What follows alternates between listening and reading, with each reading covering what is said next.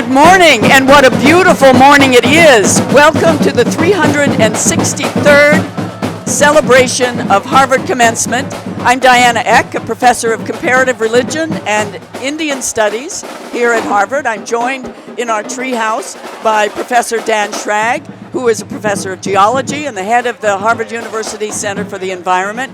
It is a really great day. The people are streaming into the Tercentenary Theater where we're seated. We have a great view and are looking forward to spending these next few hours with you as you have the best seats in the house. So get a cup of coffee or tea, put up your feet and enjoy the commencement exercises.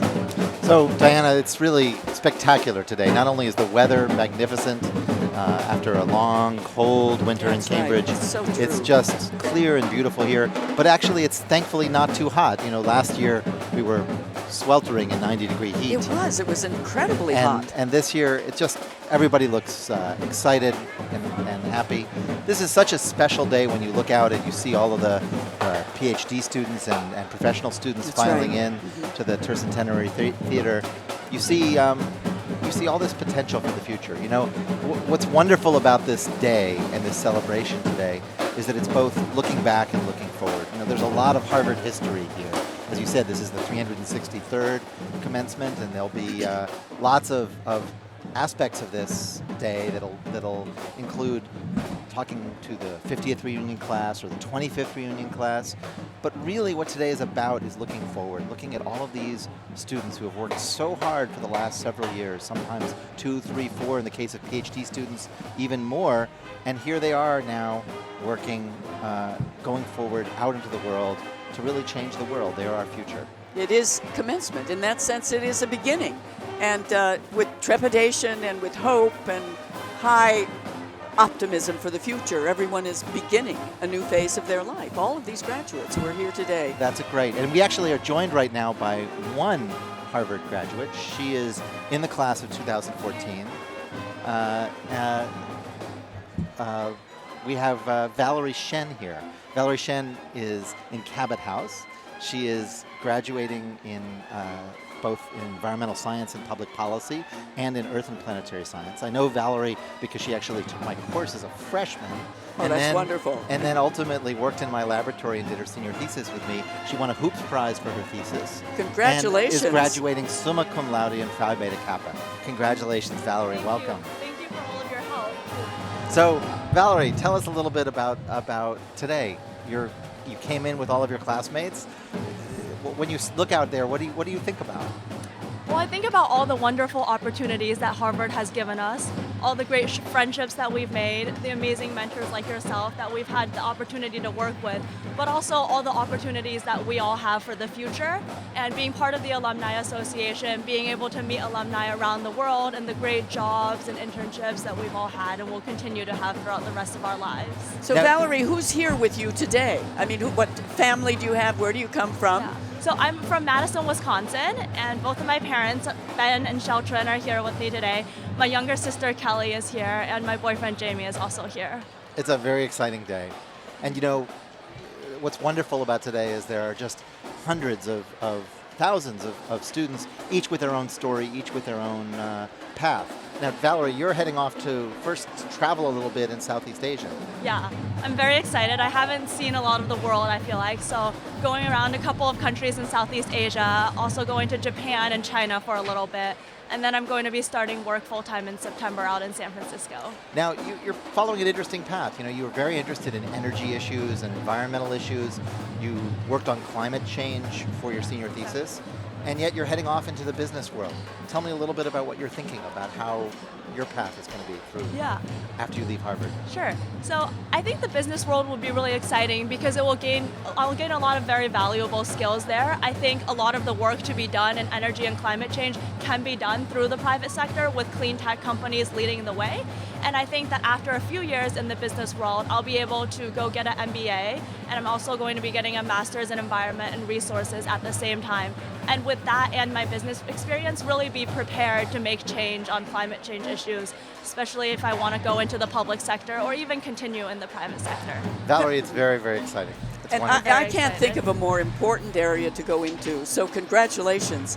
Thank you Congratulations very on today, and good luck with those dreams in the future, because this is really important work. Thank you. And thanks for all your support. Congratulations, Valerie. Have a great day Wonderful. and Thank enjoy you it. very much. Great. Bye-bye. So this really is a ritual transition for everyone. The you. processions that brought people from their houses or their graduate school this morning in great battalions are really the processions toward this great rite of transition that takes place here in the Tercentenary Theater. This is a ritual passage. It is a rite of initiation for everyone. That's right, and you know, what's wonderful is that both the classes of old and the current classes all take part in the celebration. So Here very we see- soon we'll see the 25th and the 50th reunion classes coming in, and you know, they're special people. These are, you know, they're each one of these classes is really made up of remarkable individuals. What we're beginning to see are the processions, and we will see the procession of the alumni as well. But you caught a glimpse a moment ago of the president's procession, which is moving through the open ranks of the seniors in the freshman yard. The houses are lined up with a processional path between them, and the president's procession is the first. We'll see it several times before they enter into the Tercentenary Theater and take their places on the stage. That's right, and of course with the president, in addition to the various deans and leaders of the university, are also of course the honorary degree recipients who we will talk about later. And there are the members immediately with the president, the members of the corporation. Here you see some of the honorary degree recipients. If one can recognize them, just a glimpse of them with their faculty escorts. The members of the corporation will sit with the honorary degree recipients and the president's party and the faculty on the stage. One member of the corporation, Susan Graham, is a professor of computer science at Berkeley, very distinguished computer scientist, and she is a member of President Obama's Science Advisory Council with me. I know her very well through that, and she's celebrating a very special day today. It's her 50th reunion here at Harvard as well. So she not only is on the corporation, but it's also her 50th reunion celebration. That's splendid. And you know, several of our colleagues are in that 50th reunion class as well. Marshall Gans from the Kennedy School. Yes. Marshall, really extraordinary individual. He was class of '64/1992. Because he actually left Harvard before he graduated. He didn't take part in commencement that year in 1964 because he went down to the South and worked for the Student Nonviolent Coordinating Committee. He did. And then he worked with Cesar Chavez as well in California. He was Cesar Chavez's right-hand man in the farm workers, and did that for many decades, and ultimately came back to Harvard, finished his undergraduate degree, got a PhD, and now teaches at the Kennedy School. What a tremendous story. It is. And Sheila Jasanoff, of course, our colleague also at the Kennedy School, one of the founders of the Science Technology Studies discipline, brilliant scholar, fabulous teacher and mentor. She's also celebrating her 50th reunion today, and that's a wonderful note as well. You know, we see the various processions starting. I see various faculty coming through. Faculty members coming through. Of course, all of the different colors in the pageantry. I see Peter Bohl from East Asian Studies, Rick McCullough, our associate provost. The deans there are several of the deans of different schools here as well. That's right. Members of the president's procession. Dean Feaster, who just passed, who has been the interim dean of Harvard College during this year. There's Mike Smith, Dean of Arts and Sciences. You see all of the different colors representing the universities where they got their PhDs. Described by one wonderful person at the 300th anniversary of Harvard as a flock of iridescent birds in so many different colors. We see quite a lot of crimson here, but the other colors of the Ivies and other great universities as well. There's a picture of all of the undergraduates getting ready. You can see them watching and it's really a wonderful tradition where the faculty file through the ranks of the undergraduates. It's just a spectacular feeling. You know, I'm up here with you on the stage today in front of the television camera, but I sort of miss filing into this theater through the ranks of the undergraduates and having them applaud you and vice versa. It's just a wonderful moment. And just reaching out to see them. There is the president coming past Lowell House, the president and fellows division. She's accompanied by the members of the corporation, whom you see behind her. And that corporation has grown just a bit larger in the last few years. And I love their hats, I must say. They have spectacular hats. The tall hats, top hats, scarcely, well, not very many contexts in which the top hats and the broad-brimmed hats of the women are as visible as here. Oh, there's Eric Jacobson from chemistry, Dan Lieberman from human evolutionary biology. All sorts of wonderful colleagues. This is such a you might say they're straggling rather than processing, but that's good. They're making their way. And there's President Faust, who will soon be stepping onto the stage, which is right beneath us here. The crimson gowns of the PhD graduates, they will be acknowledged almost first in the recitation of the conferring of degrees. Yeah, it's a very special honor. The PhDs, really, it's the ultimate achievement here as a student at Harvard. You know, really at the point where now you are join the ranks of an independent scholar, really qualified to teach and be a professor anywhere in the world. 590 PhDs being awarded today.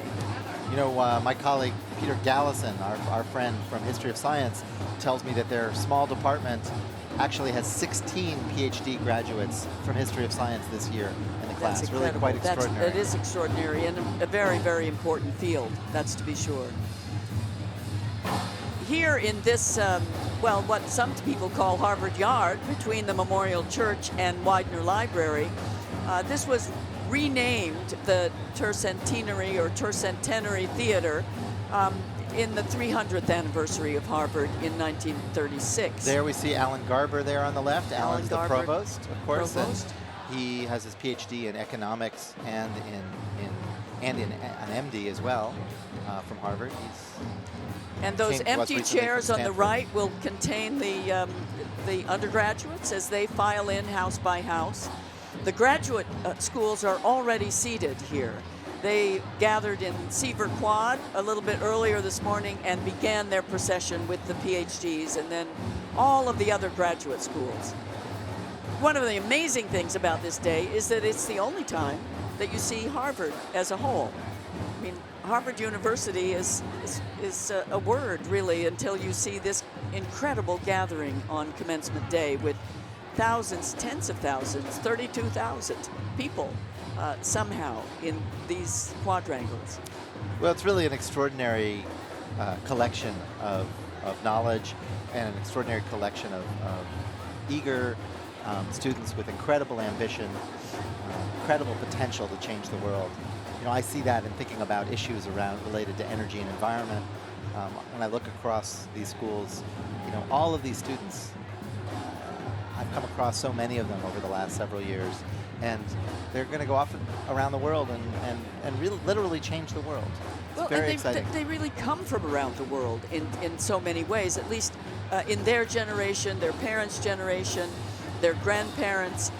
If the grandparents of all of these graduates could be here today, it would be a global village, to be sure. Right. And of course, what you see also in the background is a lot of parents as well. And of course, you know, it's important to remember that behind every student is several family members, perhaps parents, perhaps other relatives, but really, you know, who helped them get here all the way. And this is an achievement, not just for that individual, but of course for their entire family. It's very, very special. Some of our students come from families who've never been to university before.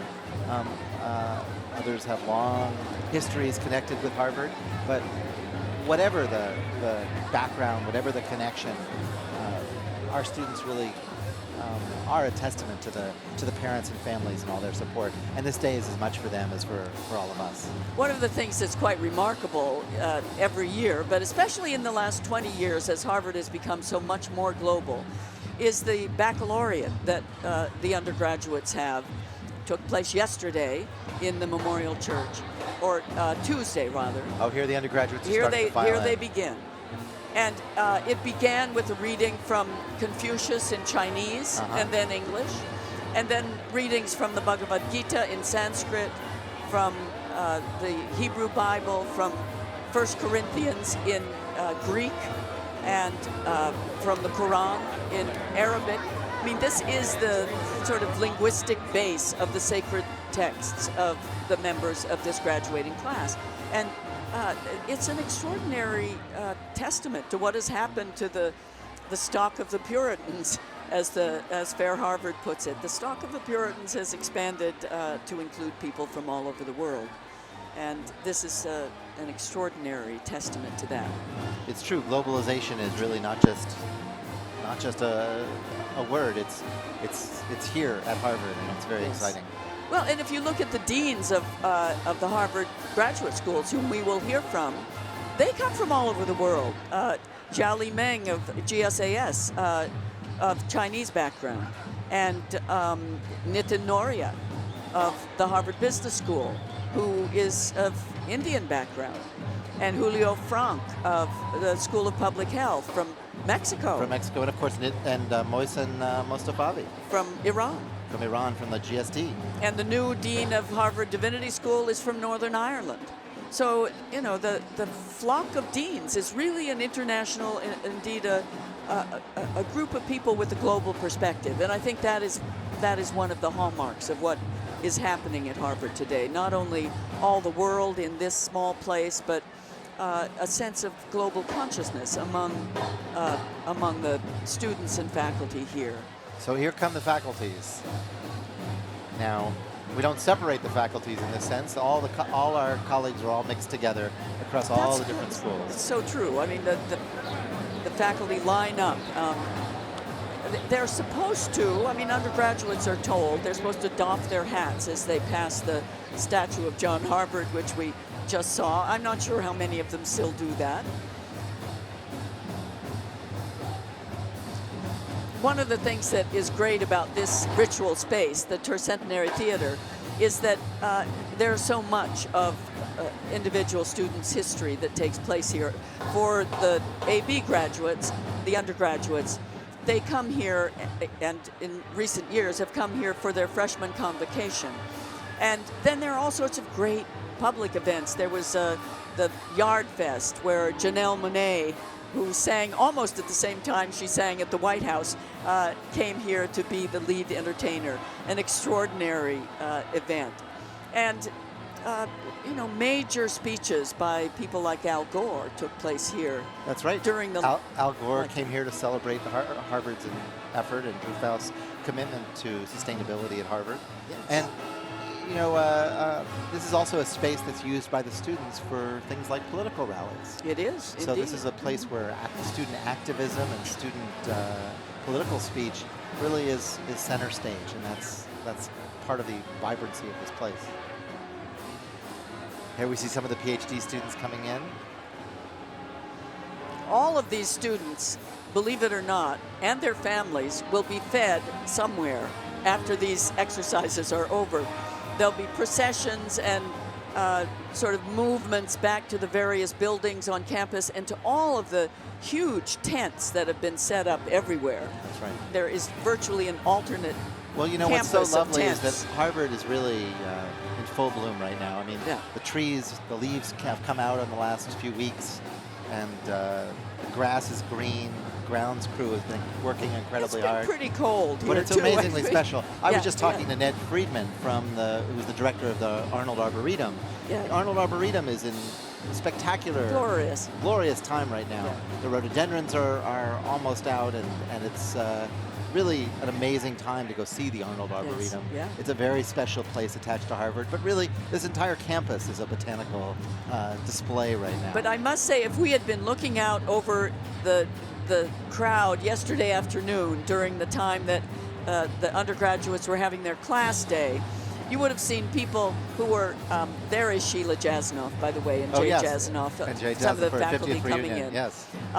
But the parents were all sitting in their coats with their hoods on, and the students as well, except even those on the stage. It was extraordinary. It was chilly. When they all came back to the houses, we had a reception for all the Lowell House parents and graduates yesterday afternoon. And they were cold. We served them a bit of wine, but they also wanted a little tea and coffee because they had been sitting here. It was a wonderful afternoon, though. And I must say, the words of Sheryl Sandberg, who is the CEO of Facebook, were really extraordinary. I mean, she has written this great book, Lean In, but with it, a lot of advice for students about, you know, it's not a ladder that you climb up. These days, it's more like a jungle gym where you have to be very flexible and sort of move from side to side as you make your moves in life, and that you never know what you're going to be. She said when she graduated, of course, she had no idea about Facebook. There was no Facebook. In fact, there was no internet. So the world changes fast, and I think the flexibility is really extraordinary. Yes, that's right. Now, Diana, you're a housemaster, and housemaster, for those in our audience who don't know, really plays a very special role at Harvard for the undergraduates. The undergraduates live in the houses, they eat in the houses.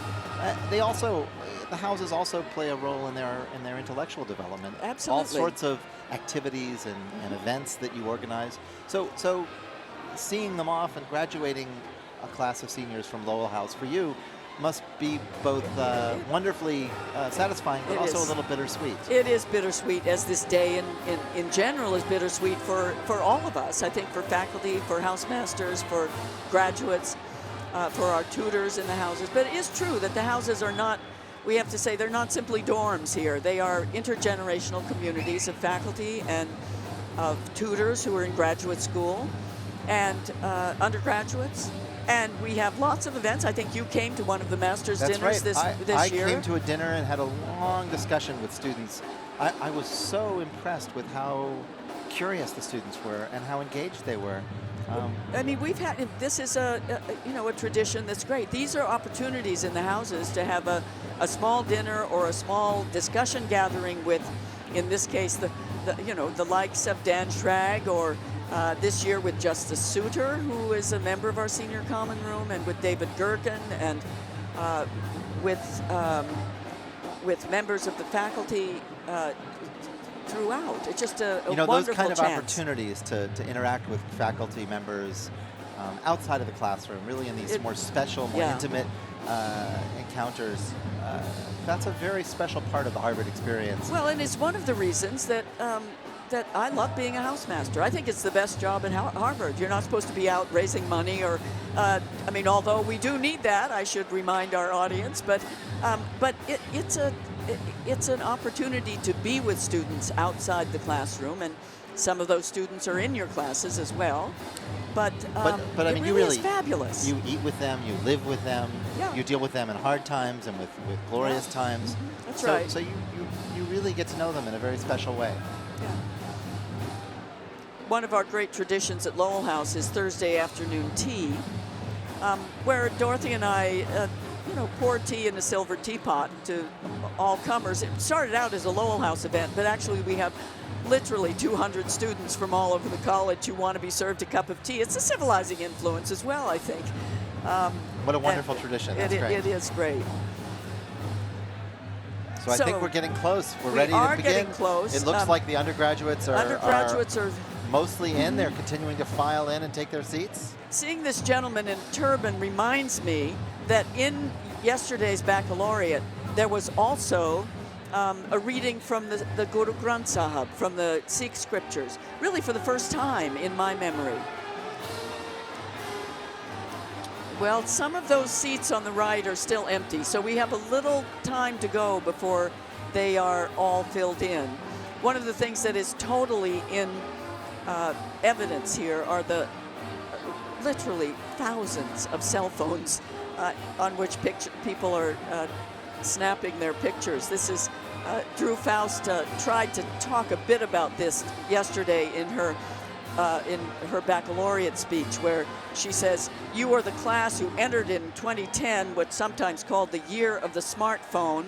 You tweeted and buzz-fed it all as you Instagrammed your selfies, viral tagged your Pinterest accounts, and monitored your Twitter feedback." And then she said, "I hope I got that right." Yeah, I think Because that True is not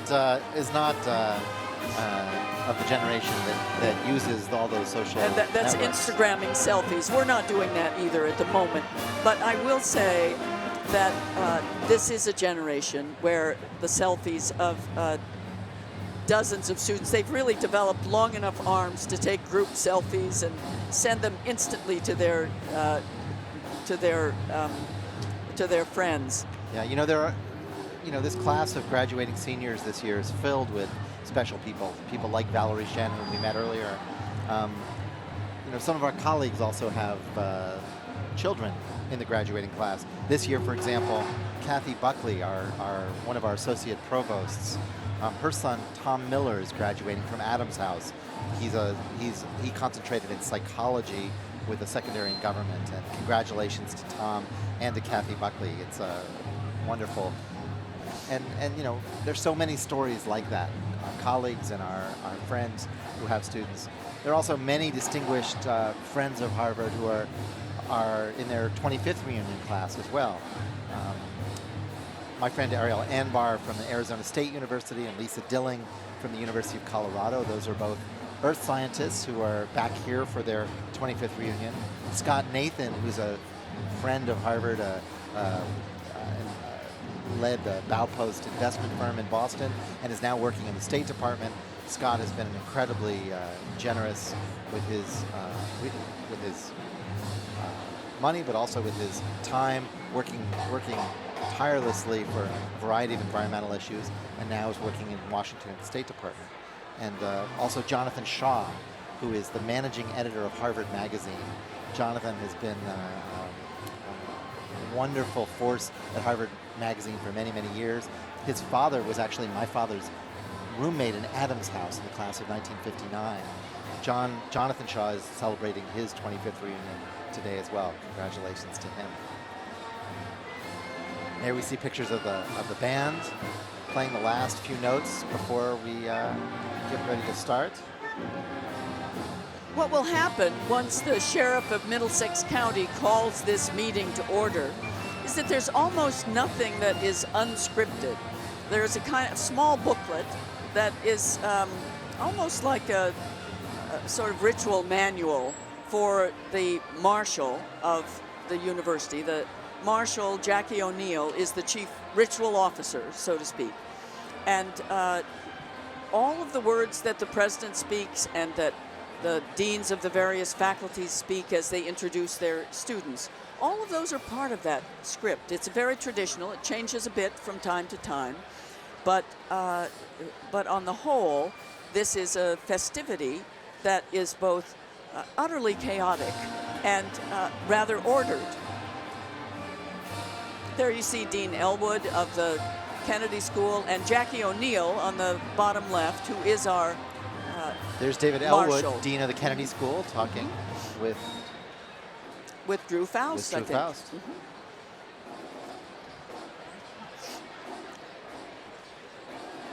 Now, of course, as the ceremony proceeds, President Faust will bestow the degrees en masse for most of the students.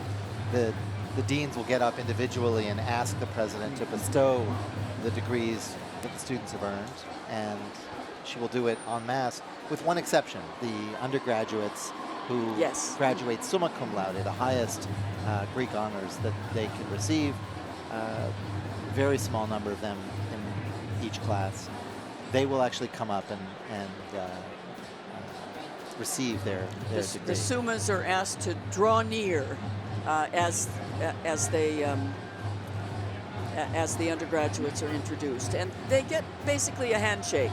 The truth is, the degree is bestowed today by a speech act of the president, by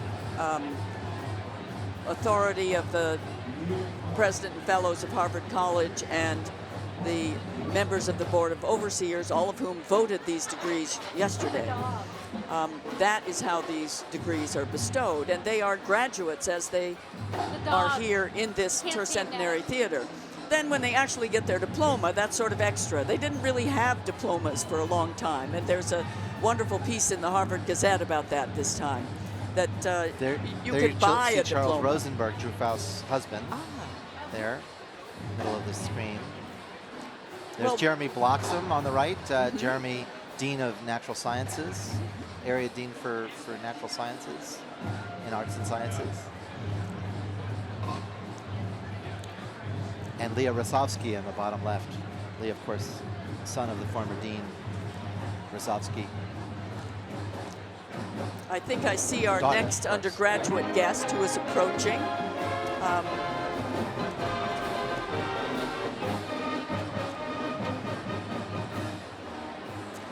Everybody's getting very excited for this to start.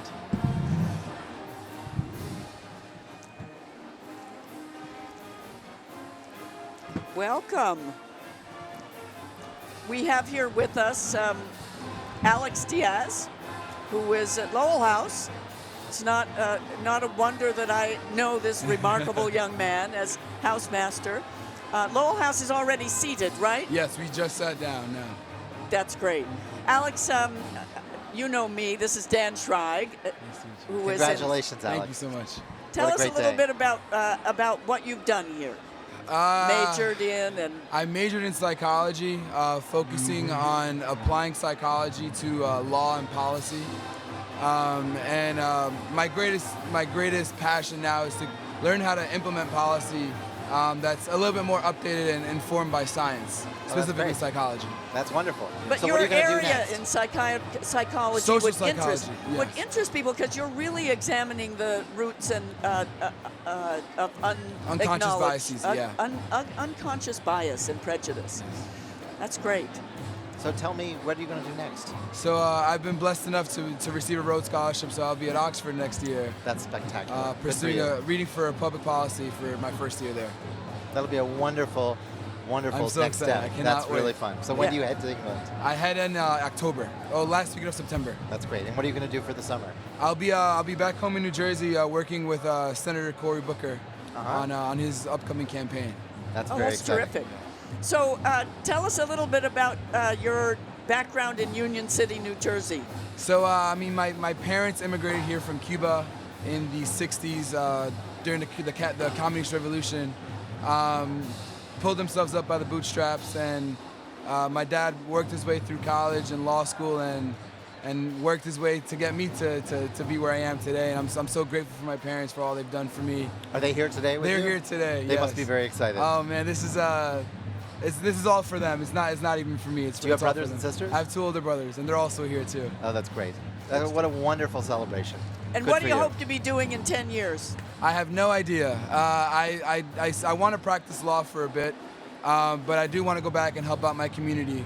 Wherever I end up, as long as I stand for my values, I feel like I've accomplished something. And are you headed to law school after the Rhodes? So I'm headed to law school and business school. I'll be doing the joint when I come back. So are you doing that at Harvard? Yeah, both here. Oh, good. So we'll see you again. I'll be back. Yeah. Good. You'll We'll have look a forward to couple seeing more you then. commencements. Good for you. Alex, thank you so much. Enjoy the rest of the day. Thank you so much, Diana. Great pleasure. Great pleasure to have you here. Yes. Thank you.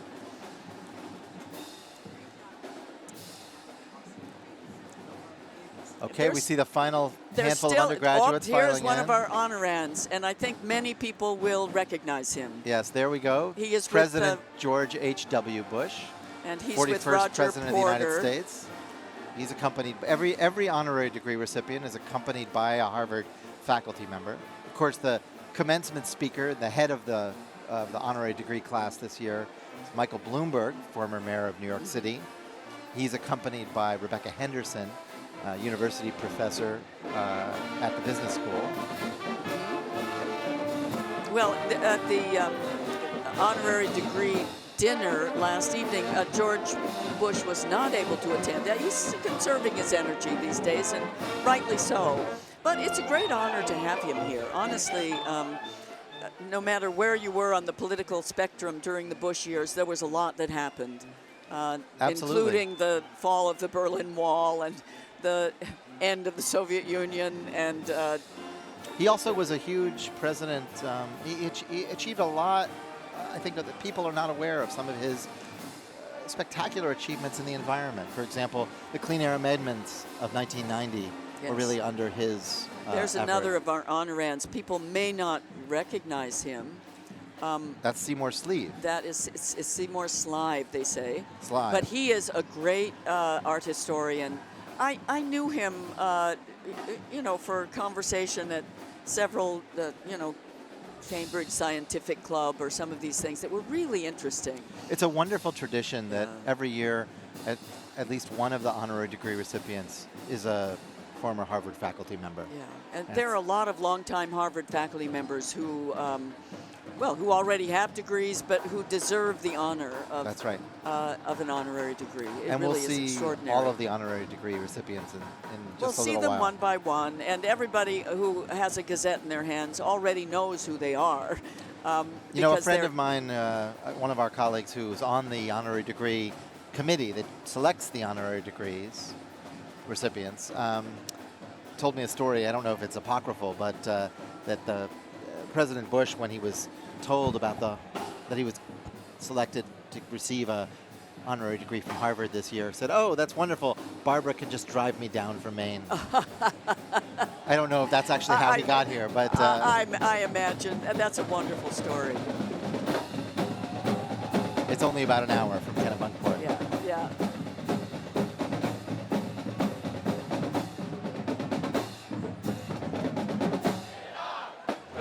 Well, the honorary degrees will be awarded at the very end of the festival rites today. One of the things that I tore out of the Gazette, I think it is the accounting of sustainability that might interest you in today's commencement program. That there will be 1,500 pounds of sustainable salmon. 100% of Harvard yard grounds are managed organically with zero toxic pesticides or herbicides. There are 109 receptacles for recycling roundabout here. A sense that sustainability is something that goes from what we eat to how we manage the grounds, and certainly how we think about the science of the future. I mean, this must be extraordinary for you, the director of the Harvard University Center for the Environment. I think about important. I can't help but think about these issues when I look out at the class. Yeah. Looking at all of these students from the professional schools, from the college. These are the environmental challenges that they're going to struggle with for their whole lives. Yeah. I mean, this is, when they talk about the rising sea level and what it will be like in 2050 or 2075. This is part of the lives of the people who are here. We're passing these challenges on to them, and in some ways, you can tell when you talk to these students, they're passionate about these issues. They're curious. They want to get out there and solve them. They have all sorts of new ideas, and I think it's hard not to feel a little bit optimistic when you actually look out and see all of these smart students heading off to the world to try to make it a better place. There's Richard Tarrant. Has a very important role in Harvard Commencement. He is the person who is in charge of the committee that selects the student commencement speakers and that coaches them as they practice to deliver their address before such a huge and in many ways very, very intimidating crowd. And if you ask who is speaking at Harvard Commencement, well, the speakers here are literally 3 students, 2 undergraduates and a graduate student. And then, of course, this afternoon, people will acknowledge that there is the speech of former mayor of New York, Mayor Bloomberg. But the speakers are basically students here, a Latin address and 2 English addresses. That's right. So there's some relatively short addresses by students, and the rest of it is really just the ceremony. It happens very, very quickly. Really, once it starts, it'll be over in about an hour and a half. But there are a lot of students to acknowledge in the meantime. Many of the people who are interested in the speakers at the Harvard Commencement in general also are interested in who is speaking at the class days. We mentioned Sheryl Sandberg, the CEO of Facebook, who spoke yesterday to the undergraduates. At the Kennedy School, the class day speaker was Samantha Power, who is currently our ambassador to the United Nations. That's right. Samantha ran the Carr Center for Human Rights here at the Kennedy School for many years. She's a spectacular journalist and author. Wrote that beautiful book on history of American foreign policy dealing with genocide. Yes. Lessons from Problem Hell. from Hell, yes. And really has been very influential on the National Security Council in the Obama administration before she was appointed to the ambassador position to the UN. At the School of Public Health, or I think maybe at the medical school rather, Vivek Murthy, also a Harvard graduate, who was the nominee for Surgeon General, was the class day speaker.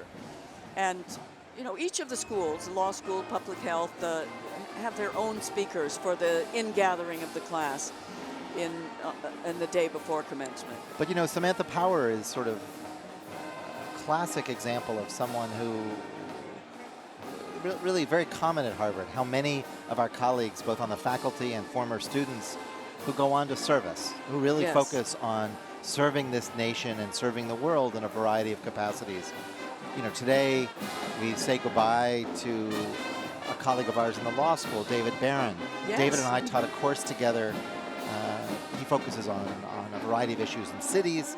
And we taught a course together on how Boston will deal with sea level rise, along with a couple of professors from the Graduate School of Design. And what about the river houses? Are they still going to be there? They will still be there. I'm a little more worried about Alston. But, Yeah. but David Barron was served in the early days of the Obama administration in the legal counsel office, and then he's now just been nominated to become a judge on the circuit court. Yes. He was just confirmed We have just a few days confirmed. ago.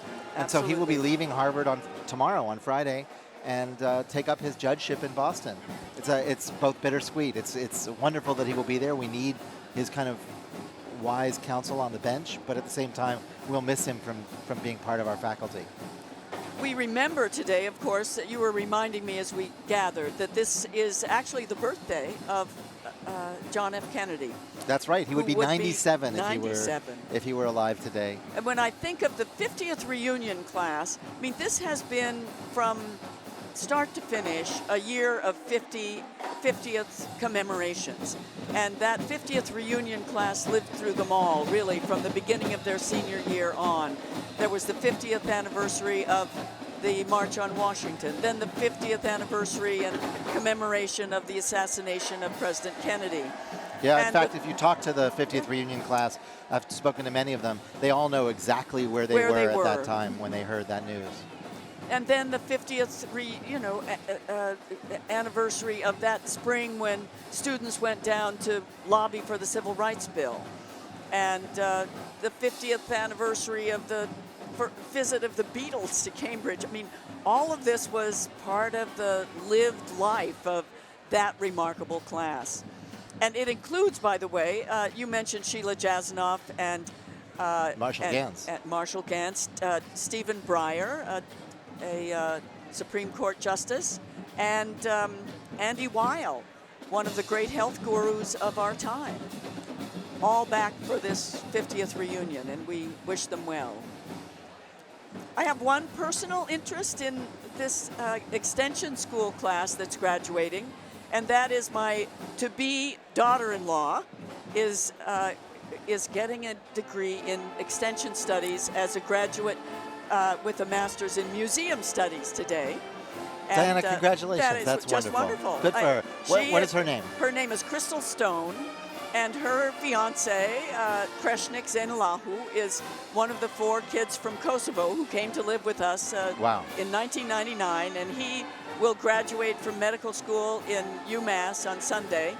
And then the 2 of them will get married a week from Saturday in Lowell House, and then head off for his residency at the University of California at San Francisco. You know, it's so it's really fun. It's wonderful, and of course the extension school is often forgotten, but it's very important part of Harvard. It is. Way that we reach so many people who have a variety of sort of alternative education opportunities, and it's open. It's such an important. It's our open university, and it really right. is a very, very important. You know, so many people are connected to this proceeding today. I was at the doctor yesterday. I went to see an eye doctor yesterday. I don't need glasses. I'm fine. But he asked me what I did, and I told him I was a professor and was going to be doing the commencement today. He told me about his niece who's graduating from the medical school, Catherine Eric Coe, who's part of the medical school class today. Oh, there you see Mayor Bloomberg. Mayor Bloomberg with one of our honorands. Very special woman. Very special woman. Aretha Franklin.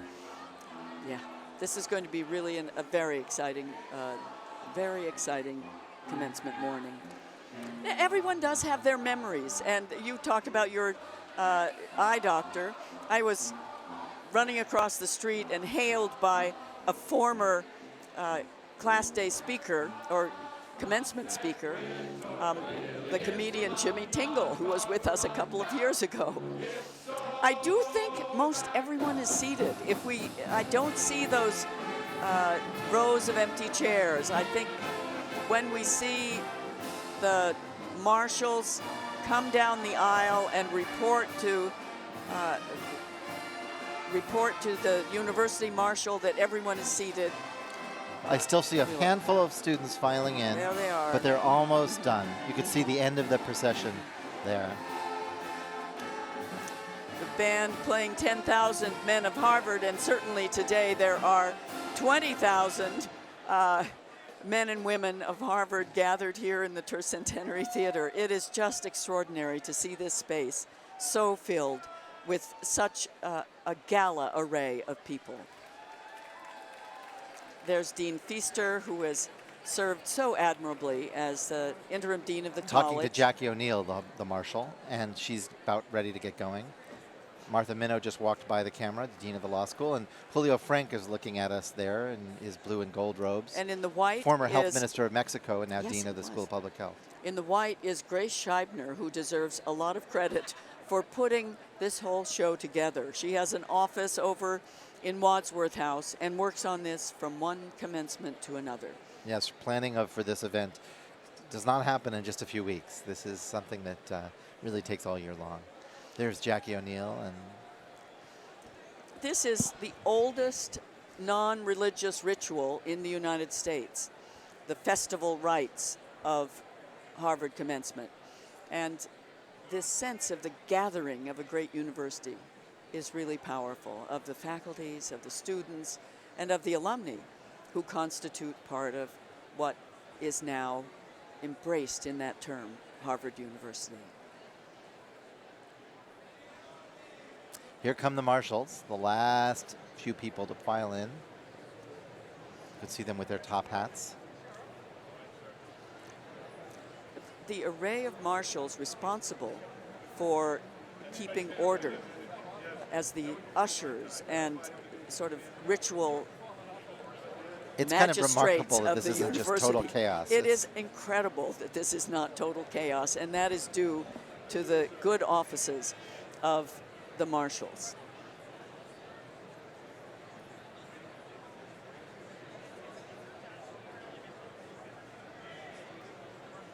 Everybody's getting ready. You can sense the anticipation of the students. The last few people are filing in now.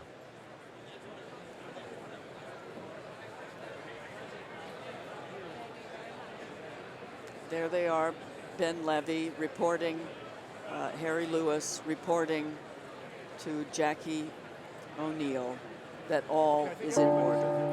And the there bell are the is bells. rung.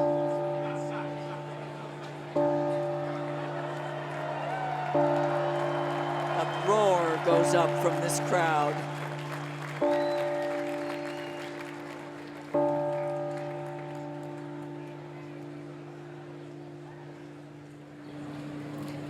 Mr. Sheriff, pray give us order.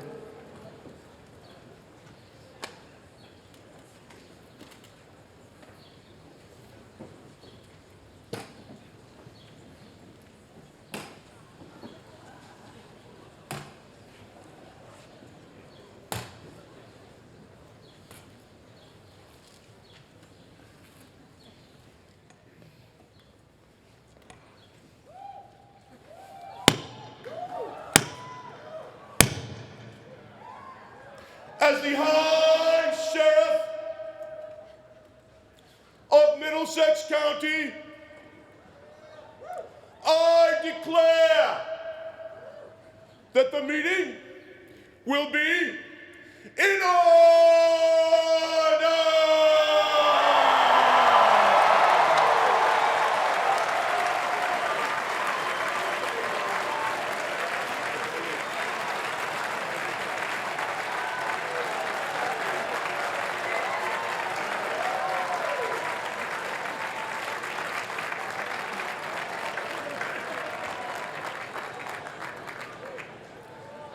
Please rise as our honorand Miss Aretha Franklin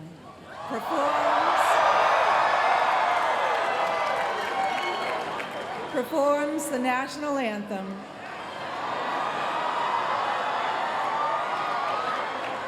After which the chaplain of the day will deliver the opening prayer.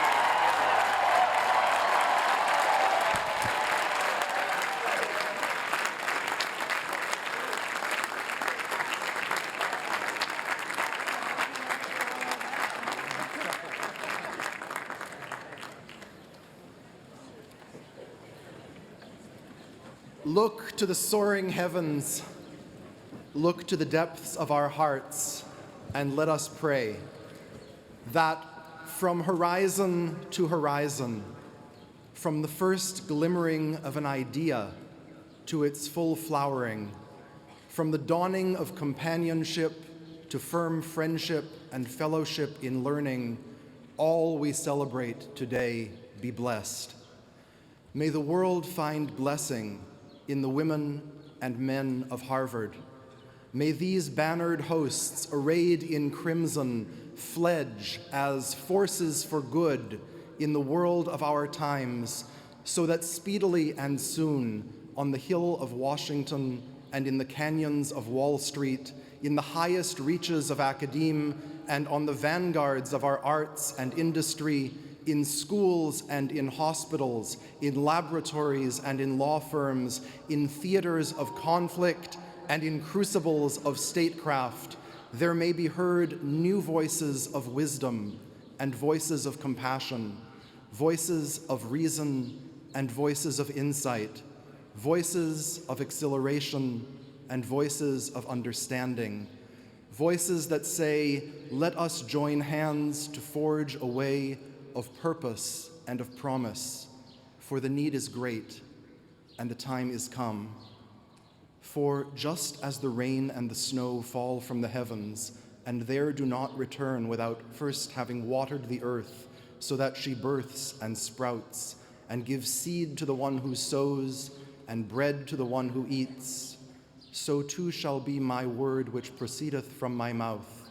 It shall not return to me unfulfilled, nor without first having accomplished that which I desire, and having prospered that for which I send it.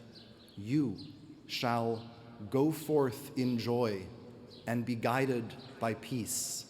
The mountains and the hills will give a joyous shout before you, and all the trees of the field will applaud. So may it be with us this glorious day and every day. And if such can be your prayer today, then say with me, Amen.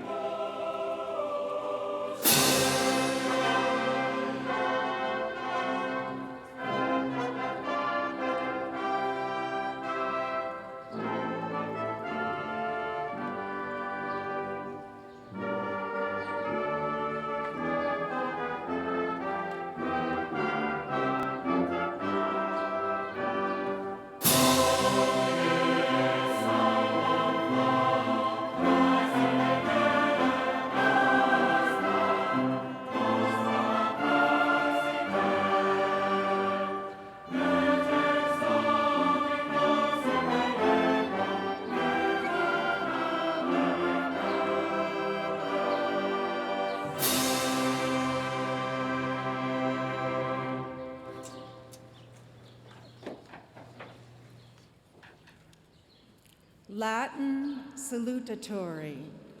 Se septua gensima secunda de trecentima legoni. Did I get that right? Candidate for the degree of Bachelor of Arts, Timothy Barry Heffernan.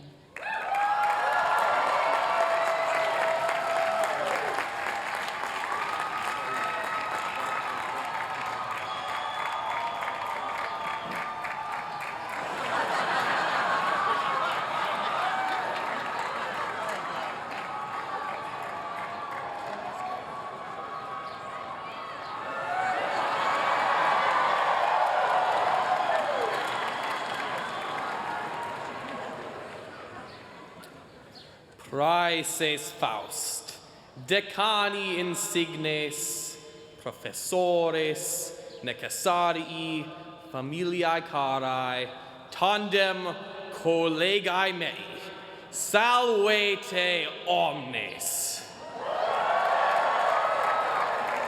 Mihi gaudium magnum est vos compellare lingua hoc utilissima et quam plurimis grata. Atque nunc laetissimus prosperitatem nostram pronuntio. Nos victores heroici, septuagensima secunda, trecentensima legio Harvardiana, huc ad calidum et nimis frequentum campum victoriae ad venemus. Fortasse Caesar eravit, ut qui legioni decimo equestri maxime confisus esset. Nos nempe optima legio sumus. Nos amplius quovis vexati sumus, unus diores qua milites Caesaris, nos culmini maximae gloriae ad stamus. Proinde mihi permitatis principium expedire. Scientiae inveniendae causa, fortes per multi ex sedibus dulcibus egressi sumus. Caelum calidius et cibum notum et frangentes fratris magni. Nimis lusum reliquimus, ut opera maximum argumendis discendis daremus. Quam saepe quietes cerebrosas turbavimus, lacrimantes cum cruciatia semus pensis mathematicis, quantum sterculini fudimus in progymnasmata doctrinae generalis. Quam vastum mare cafea bibimus. At illa hora taiterima cessit, atque, siquis ambigat, eiam rogo, nonne superavimus, nonne nostri quam plurimas batones in clarissimo libro vultorum possuerunt, nonne annales ingentes de Columbianis fabulis libidinosis stripsimus, nonne inflatione mundi reperimus? Sed, haec quota pars est omnium obstaculorum per quae rupimus. Nam etiam monstris informibus occurrimus. Ielense scilicet memoro, qui sub vexillo tremendi catuli sine coda in campo ludi fallos oblongi, quater nos devincere conati sunt. Sed frustra, ad fortes modo symphoniae academiae Harvardianae, quater repulsi sunt. Dein terpissima poemata tagatis nos indecidium iacto erunt, quos anno proximo carmina serenae genellae monetis salvatora erant. Tamen audivimus, et denique in campo ludi canistri adversarios dignos in usitatosque pugnavimus, sed sicut Ajax et Diomedes et Achilles arserent in bello, ita Rivardus et Caesius et Curius cincinatus illos straverunt.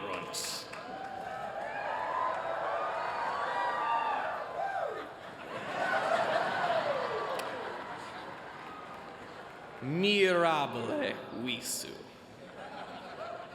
Non autem satis est modo hostes describere, nam ornati sumus gratia Deorum ipsorum, quos dam numero.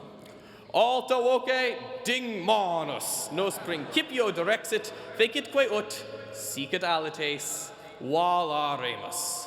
Nuperque dum difficiliores theses perficiebamus, magnificus decanus fister, nos hortamine electronico egit, ut animae nostrae relaxarent. Portentis optimis datis, quis est qui dubitet quin fortuna nostra perpetuo remaneat. Igitor, si quis vire septuagensimae secundae trecentensimae legionis deneget, decadat. Ipsa legio gaudeiamus. Laeta signa, pro me vobisque prospicio, carissimi socii. Honestissima manus Harvardiana crevimus. De hinc, iter ad sequamur eadem cum pertinacia, quacum profecti sumus. Victore socii mei, valete.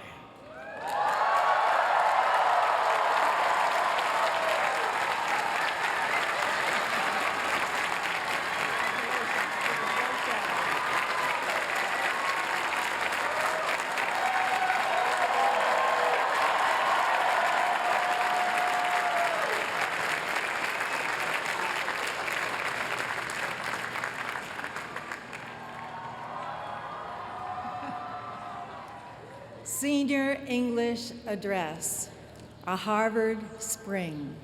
Candidate for the degree of Bachelor of Arts, Sarah Abushar.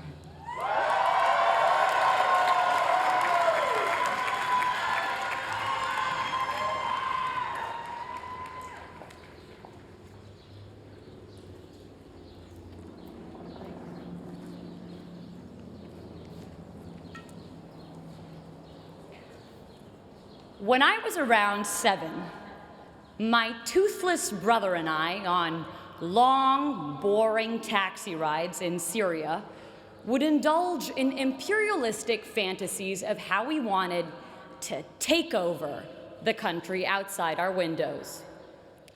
My parents would quickly crush these imperial conquests by warning, "Shh, you'll get taken by Secret Service if they hear you." The walls everywhere, we were told, could hear our revolutionary ideas and would send us to prison. Whereas children here had ghosts and the boogeyman, our equivalents were our governments. Fast forward to 2010. When I first got here, someone told me, if Harvard shut its gates, it could be its own country, just like the Vatican. As I've walked through this place every day for the past 4 years, I was struck by how true this idea was. I saw it everywhere, the Harvard nation. I saw it in the big and obvious things. We had our own version of the Statue of Liberty, the John Harvard statue, our own embassies, the Harvard clubs of Boston and London, a tax collection agency, the Harvard Alumni Association, and an endowment larger than more than half the world's countries' GDPs. We also had our own diplomatic passports. Nowhere did I see this more clearly than at US Immigration at Boston Logan Airport. Whenever they saw I was coming from the Middle East, what were you doing there? Why are you here? Why did God make you from the Middle East? But I made sure I dressed like our overly proud Harvard dads, with Harvard hat, Harvard shirt, Harvard shorts, and Harvard underwear. And as soon as they saw I was a citizen of Harvard, "Oh, you go to Harvard? Surely you must not be a national security threat. Welcome to America." And suddenly, all the gates to the American dream opened wide. I saw it everywhere, this Harvard nation, but I saw it not just in the hard structures, but more importantly, in its invisible institutions, the invisible scaffolds around and undergirding the hard institutions. I saw it in the quarreling columns of the Crimson newspaper, its kung fu fights of ideas and lively student debates, with the potency to propel policy changes by the next morning's print. I saw it in our cluttered bulletin boards, bustling with life, with announcements of student-led conferences, Broadway-worthy shows, and dorm room projects turned World's Next Facebook, smothering each other for our cursory glimpse. A trivial detail, these cluttered boards that often slip notice. But where some saw papers, I saw passions, purpose, creativity. I saw a heartbeat of civic community's vivacity. My parents' countries were places where institutional dysfunction killed off this social dynamism and vibrant productivity, and so I felt acutely here the value of civil society and living, breathing institutions. My time here would give me a working model of a better world. Not only that, but that sense of empowerment to initiate change. You see, with those spying walls still lurking in my memory that constrain the little Napoleons in my brother and me, you might imagine my shock when, in one of my first classes here, I suddenly found myself debating a president. So it's the 1990s. Our negotiations class professor set the stage. A war is about to break out between Ecuador and Peru. How will you stop it? I raised my hand to respond. Wait, Professor Shapiro stopped me. Tell the president what to do. And in walked the Ecuadorian president. In bringing the president to me, in having me speak to and question a shaper of history and experience the value he saw in my view, Harvard would make me feel I too could be him. I too had the power to shape history and not just be passively shaped by it. That sense of infinite possibility we have as children to think big and conquer great things was returned to me here. A less despotic version of it. But what seemed intractable problems of the world became opportunities for me, for us, to change things. You know, when I first got here, my name was Sarah. After Harvard, it would become, hey, Harvard! With people stuffing 378 years, 5,000 acres of real estate, the entirety of Widener Library, and 32 heads of state all into my 5'6" self.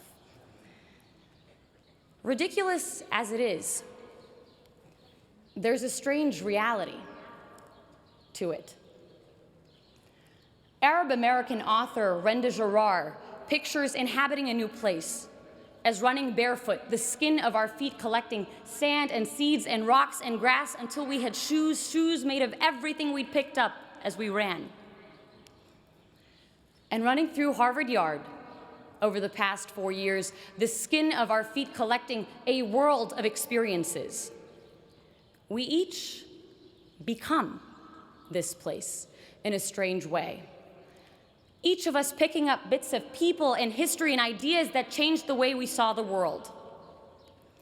Accumulations I hope we will continue to wear on our souls and leave a footprint of all the best we took from Harvard Yard on our new destinations.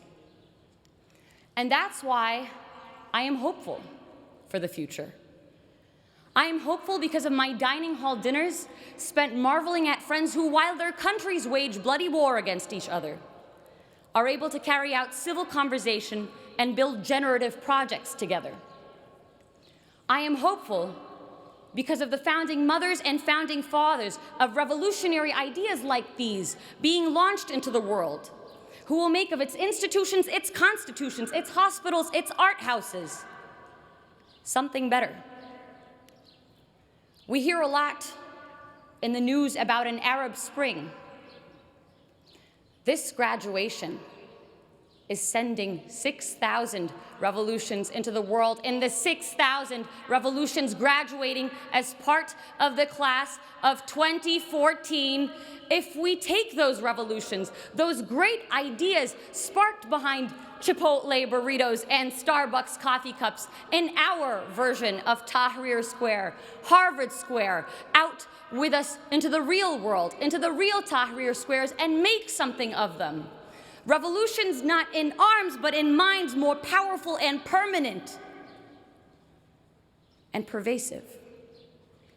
For this isn't a Ukrainian revolution or an Arab Spring, but a global revolution. This is the Harvard Spring of 2014. This is the Harvard Spring.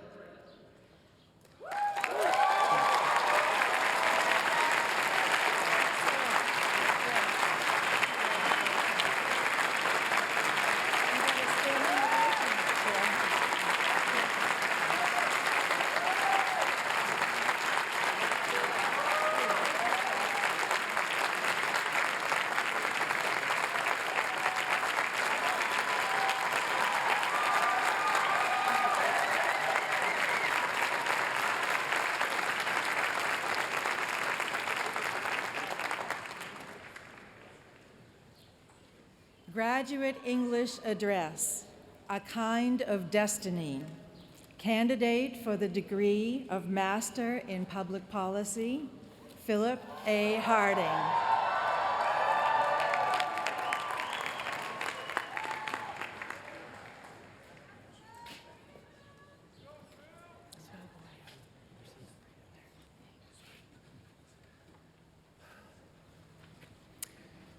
Over 2 centuries ago, a man came to Harvard, uncertain of his future and his fate. He had received an offer he could not refuse, and though he felt unworthy, he wrote to his family that he believed a kind of destiny was driving him to Cambridge. He spent his first night right here, sleeping in Harvard Yard, and awoke the next morning, July 3rd, 1775, to take command of the troops of the United Provinces of North America, the fledgling Continental Army. George Washington had a unique Harvard application process. His admissions committee was the Second Continental Congress. And his experience here at Harvard would not only define the final 24 years of his life, but the startup he launched here would go on to change the course of human history. Just across the street, under a tree, is a group of monuments, one displaying rows of strapping uniformed soldiers welcoming Washington to Cambridge. And another says, under this tree, Washington first took command of the American Army, July 3rd, 1775. And I've always felt a sense of awe for this world-changing spot. But then I did some research, and I found something less romantic. Washington's Harvard welcome weekend was less than grand. And his first year at Harvard was downright awful. On Sunday, July 2nd, he rode into a deserted-looking town, soaking wet and half sick. In fact, the welcome reception was canceled due to rain, and several soldiers wrote in their journals that nothing new or remarkable happened on July 3rd. Imagine if we could go back in time to this very spot that day in 1775. We would be sitting in a very different Harvard Yard, a field full of makeshift tents, ununiformed soldiers, and a rough defense position in place of Lamont Library. One historian described this scene like Woodstock, New York, 1969. A volunteer, undisciplined, under-equipped militia of farmers and merchants. This was the group, about half the size of the crowd we've assembled this morning.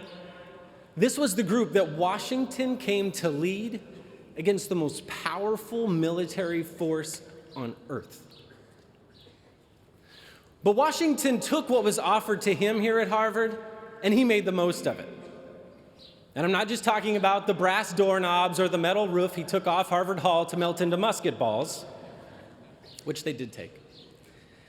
But he took ideas that existed only as words and writings, and he turned them into reality for millions and generations to come. And less than a year later, after pushing the British out of Boston, Washington received an honorary degree from this fine institution, his first academic degree. And like many Harvard graduates, he went on to take a prominent position in New York City.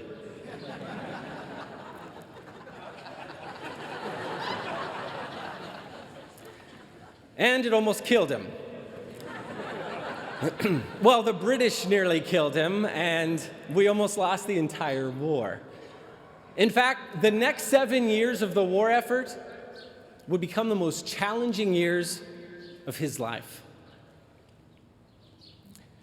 Today, you will receive a piece of paper representing your short time here at Harvard.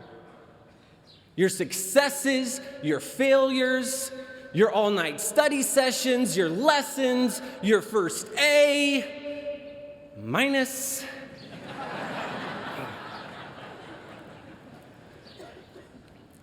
And the friendships that will last a lifetime. Through these experiences, you've developed, practiced, and honed the skills you need. But sitting here today, facing an uncertain future, let alone the examples of mayors and entrepreneurs, Nobel Prize winners, presidents, and a queen, the Queen of Soul.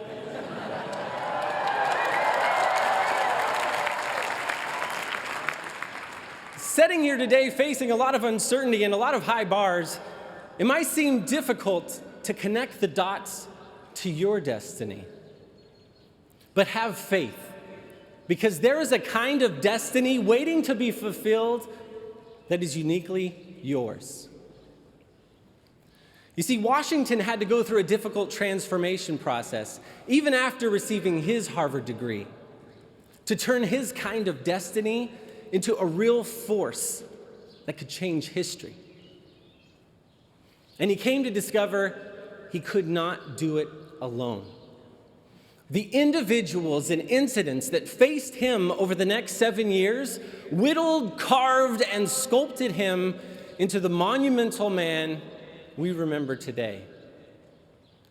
And in the end, the army he thought he was coming to transform ended up being the force that transformed him. And while you may not realize it yet, some of the biggest lessons you'll take with you from this experience have come from the people who've been learning right beside you. They've challenged you, they've pushed you, they've inspired you, they've supported you, and ultimately helped reveal a better version of yourself. You see, the question is not only what you will take with you, but who you will take with you.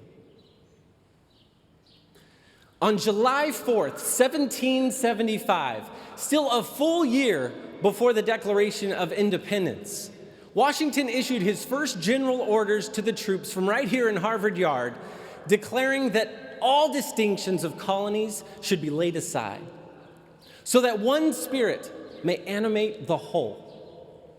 And the only contest be, who shall render, on this great and trying occasion, the most essential service to this great and common cause in which we are all engaged. And just as Washington came here to Harvard to unite the 13 colonies, we've come together this morning to celebrate the unity and diversity of our 13 schools. Whether you are driven to solve the world's largest public or private problems, cure that dreaded disease, alleviate human suffering, work across religious and cultural divides, generate knowledge and push education forward,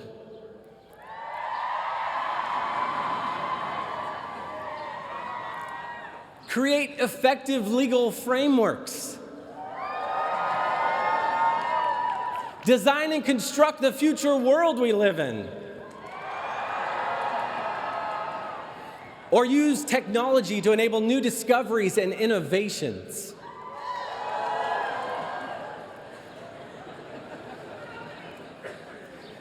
Whatever kind of destiny is compelling you today, imagine the countless lives that are waiting for you to step up. In 2 centuries, who might be talking about the grand mission you begin today in this yard? Who will be saying, they sat right there under that tree in that spot? Let today be your moment to accept the challenge that has been offered to you.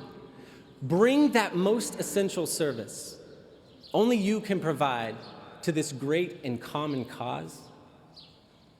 And together, let us not just go change the world, but let us go serve the world with passion.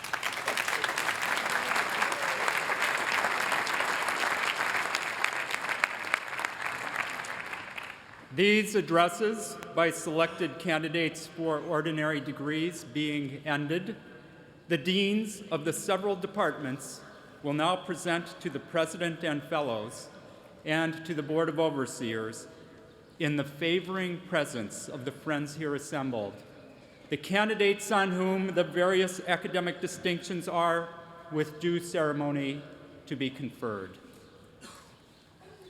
The Dean of the Faculty of Arts and Sciences.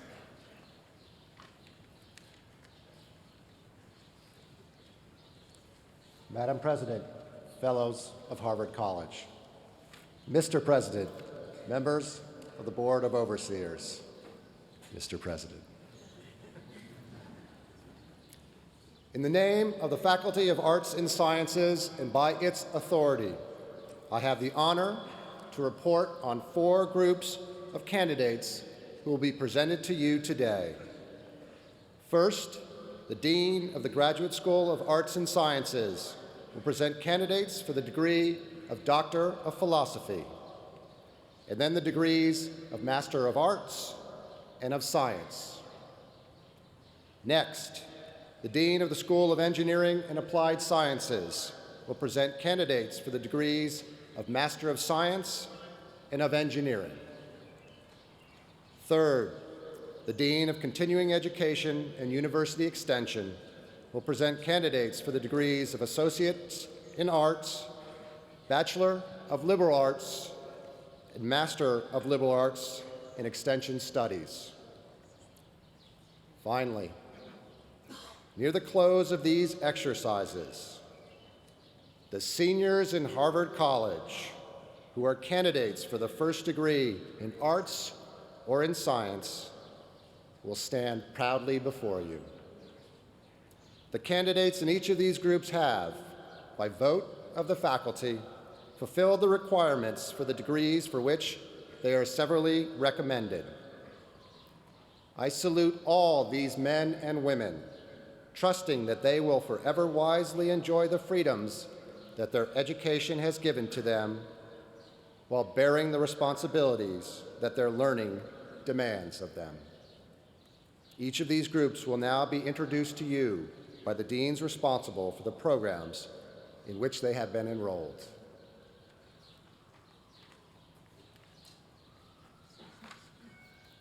Candidates for the degree of Doctor of Philosophy will rise.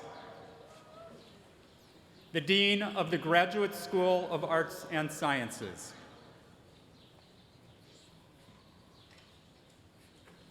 Madam President, Fellows of Harvard College, Mr. President, members of Board of Overseers, and Mr. President.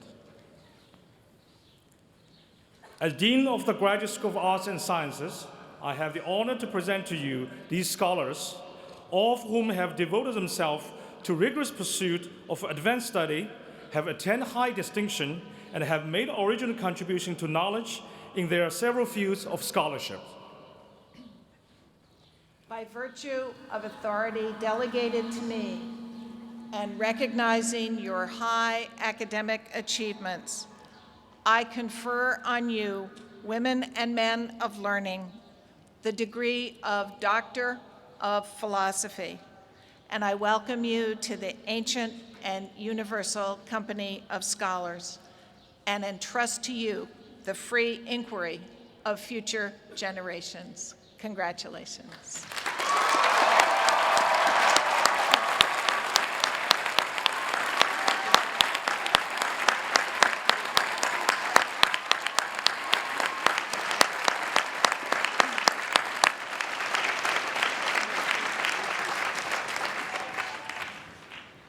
Candidates from the Graduate School of Arts and Sciences for the degrees of Master of Arts and Master of Science will rise.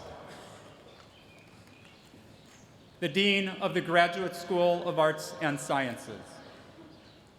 Madam President, Fellows of Harvard College, Mr. President, members of Board of Overseers, Mr. President.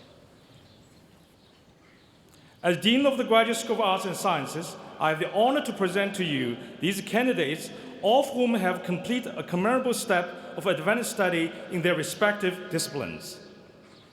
By virtue of authority delegated to me, I confer on you the degree of Master of Arts or Master of Science, and certify that you have surmounted with distinction the first stage of graduate study. Congratulations.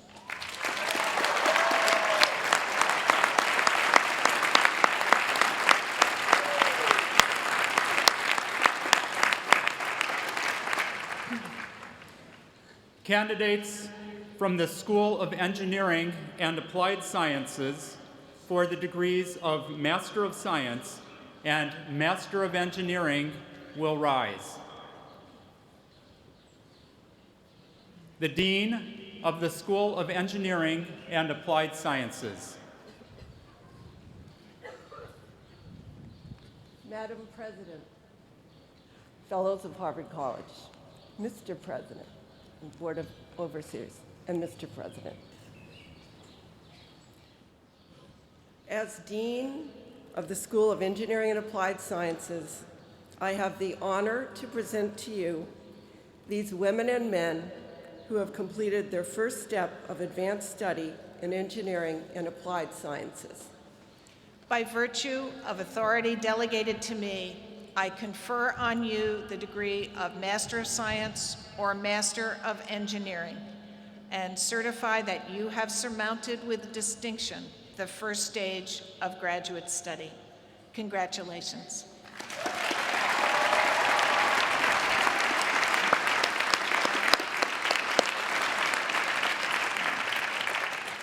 Candidates for the degrees of Associate in Arts, Bachelor of Liberal Arts, and Master of Liberal Arts in Extension Studies will rise. The Dean of Continuing Education and University Extension.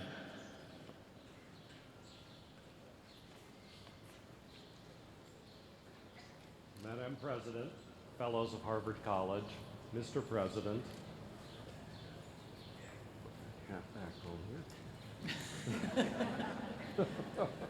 and members of the Board of Overseers.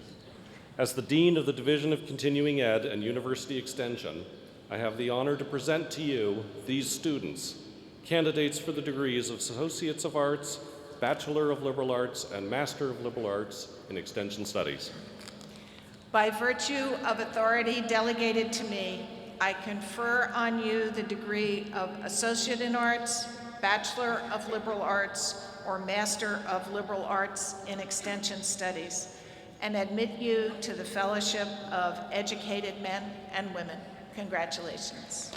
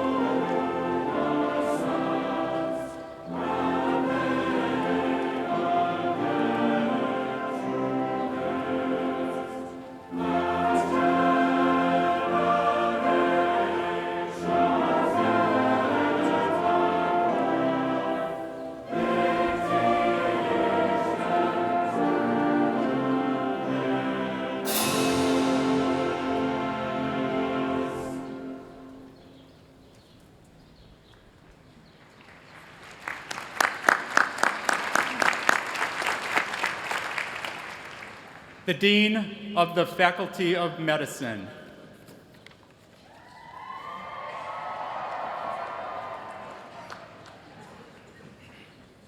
Madam President, Fellows of Harvard College, Mr. President, members of the Board of Overseers, and Mr. President. In the name of the Faculty of Medicine and by its authority, I have the honor to report today that two groups of candidates in the fields of medicine and dental medicine have fulfilled the requirements of the faculty for the degrees for which they are recommended. They will be introduced to you by the deans responsible for the programs in which they are enrolled. Candidates for the degrees of Doctor of Dental Medicine, Doctor of Medical Sciences and Master of Medical Sciences will rise. The Dean of the School of Dental Medicine. Madam President, Fellows of Harvard College, Mr. President, and members of the Board of Overseers. Mr. President, as Dean of the School of Dental Medicine, I have the honor to present to you these women and men, each of whom has devoted 4 years to the study of dental medicine, or at least 3 years to postdoctoral studies aimed at improving health and the quality of life. By virtue of authority delegated to me, I confer on you the degree of Doctor of Dental Medicine, Doctor of Medical Sciences, or Master of Medical Sciences, and declare that you are qualified for practice and research in a demanding branch of medicine. Congratulations.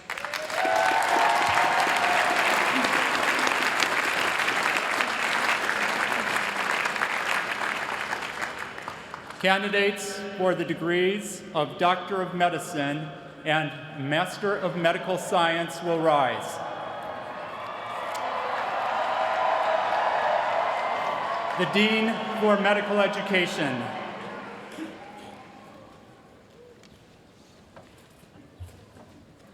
Madam President, Fellows of Harvard College, Mr. President and members of the Board of Overseers, Mr. President, Mr. Mayor, and Madam Queen.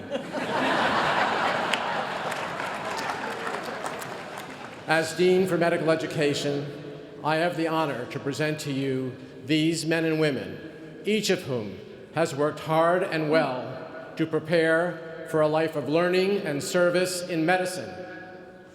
By virtue of authority delegated to me, I confer on you the degree of Doctor of Medicine or Master of Medical Science, and declare that as physicians, you are ready to engage in an honorable and merciful calling. Congratulations.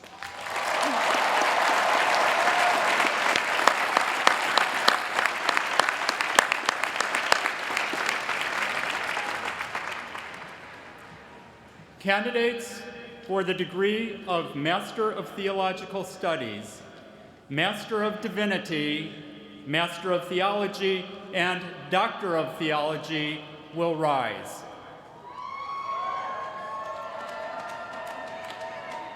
The Dean of the Faculty of Divinity.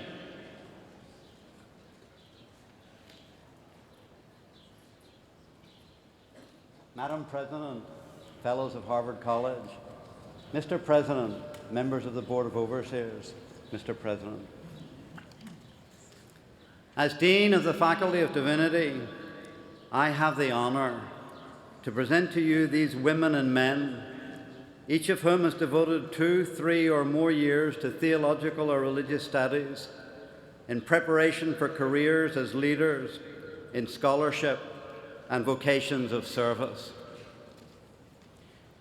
By virtue of authority delegated to me, I confer on you the degree of Master of Theological Studies, Master of Divinity, Master of Theology, or Doctor of Theology, and declare that you are well prepared to foster the health and vitality of communities of faith and to further scholarship in religious studies and to help in shaping the shared values of the broader society.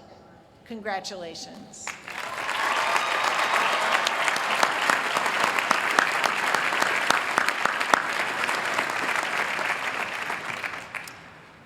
Candidates for the degrees of Doctor of Law, Master of Laws, and Doctor of Juridical Science will rise.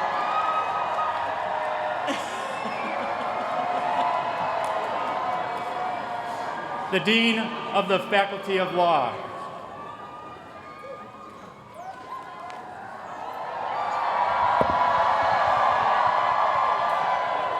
Madam President, Fellows of Harvard College, Mr. President, members of the Board of Overseers, Mr. President, Mr. Mayor, Queen of Soul, distinguished honorands.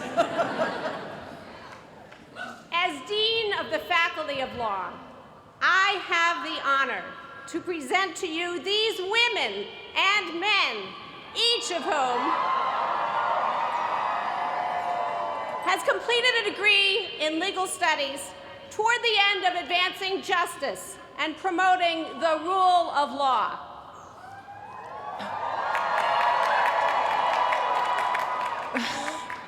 By virtue of authority delegated to me, I confer on you the degree of Doctor of Law, Master of Laws, or Doctor of Juridical Science, and declare that you are ready to aid in the shaping and application of those wise restraints that make us free.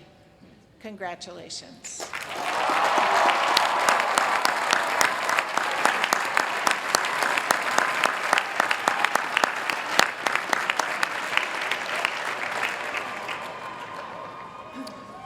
Candidates for the degrees of Master in Business Administration and Doctor of Business Administration will rise.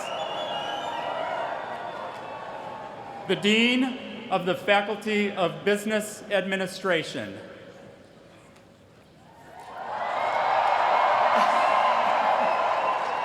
Madam President, Fellows of Harvard College, Mr. President, members of the Board of Overseers, and Mr. President, and Mr. Mayor.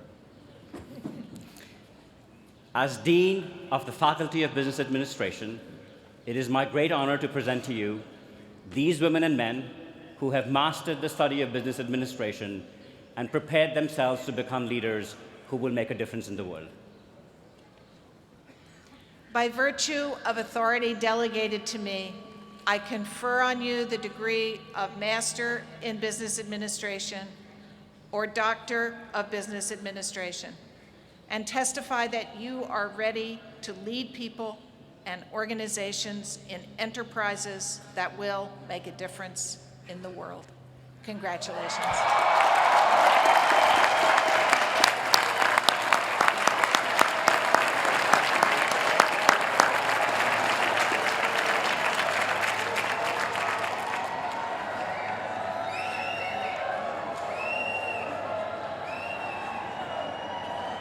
Candidates for the several degrees in architecture, landscape architecture, urban planning, and design will rise.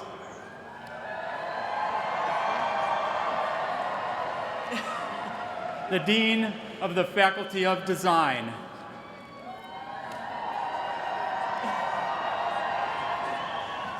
Madam President, Fellows of Harvard College, Mr. President, and members of the Board of Overseers, as the Dean of the Faculty of Design, I have the honor to present to you these men and women, each of whom has qualified for a master's degree in architecture, landscape architecture, urban design, urban planning, or design studies, or for the degree of Doctor of Design. By virtue of authority designated to me, I confer on each of you the degree for which you have qualified and declare your competence to lead in shaping the spaces in which we live. Congratulations.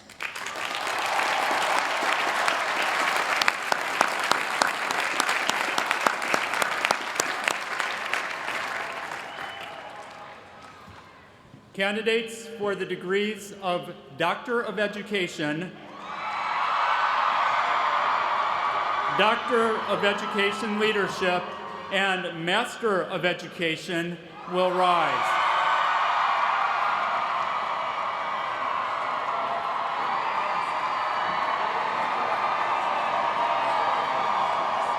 The Dean of the Faculty of Education.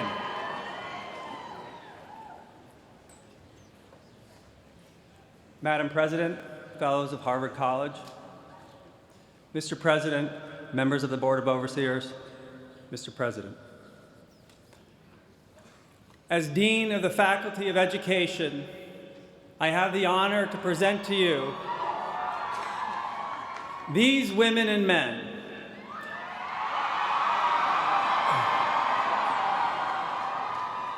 who will be leaders in education practice, policy, and research.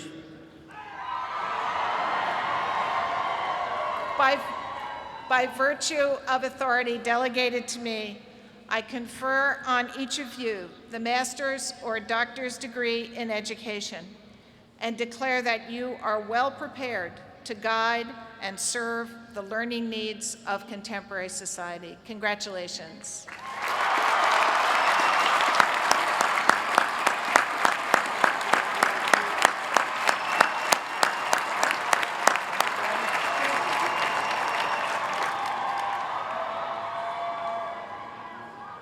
Candidates for the several degrees in public health will rise. The Dean of the Faculty of Public Health. Madam President, Fellows of Harvard College, Mr. President, and members of the Board of Overseers. As Dean of the Faculty of Public Health, now in its 100th anniversary, I have the honor to present to you these women and men, each of whom has qualified for a master's degree or a doctoral degree to provide leadership, advance knowledge, and improve the public's health. By virtue of authority delegated to me, I confer on you the degrees in public health for which your studies have qualified you, and I declare that you are well prepared to generate and utilize knowledge to improve health throughout the world. Congratulations.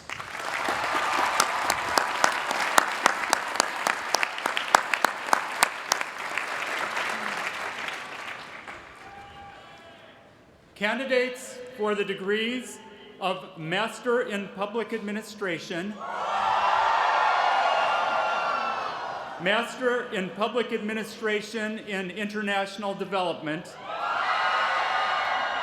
and Master in Public Policy will rise.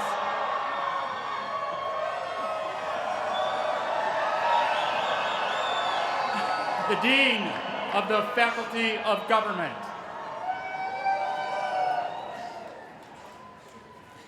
Madam President, Fellows of Harvard College, Mr. President, members of the Board of Overseers, Mr. President, Mr. Mayor, and royally deserving distinguished honorands. As Dean of the Faculty of Government, it is my great honor to present to you these women and men, each of whom have qualified to provide outstanding leadership in public service. By virtue of authority delegated to me, I confer on you the degree for which your studies have qualified you, and testify that you are well prepared to offer leadership in the quest for enlightened public policy and effective public service throughout the world. Congratulations.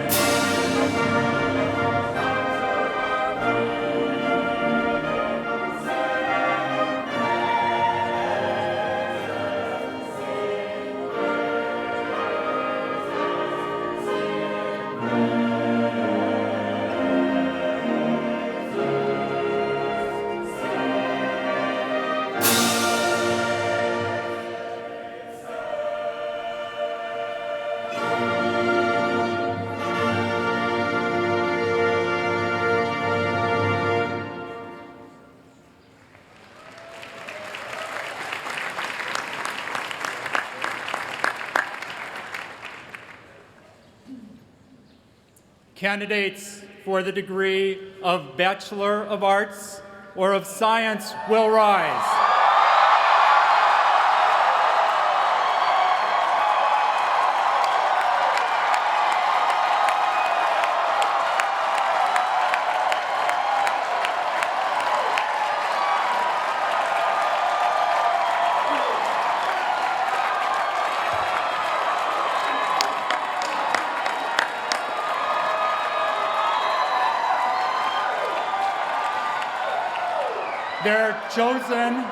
Their chosen representatives, together with candidates for those degrees, summa cum laude, will draw near. With warm appreciation for his leadership and service this past year, I recognize the interim dean of Harvard College.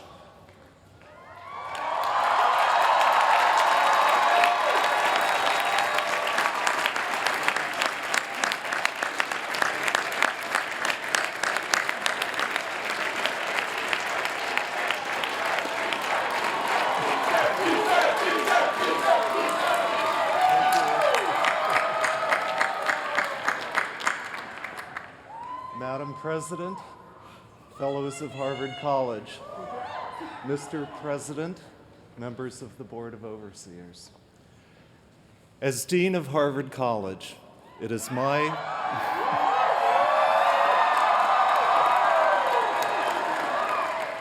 I have the honor to present to you these women and men, each of whom have fulfilled. I'm emotional.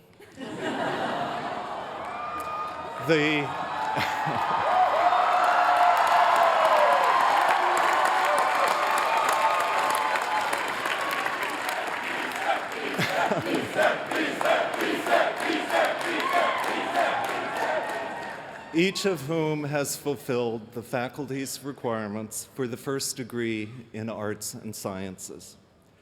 Each candidate stands before you prepared to advance knowledge, promote understanding, and to serve society.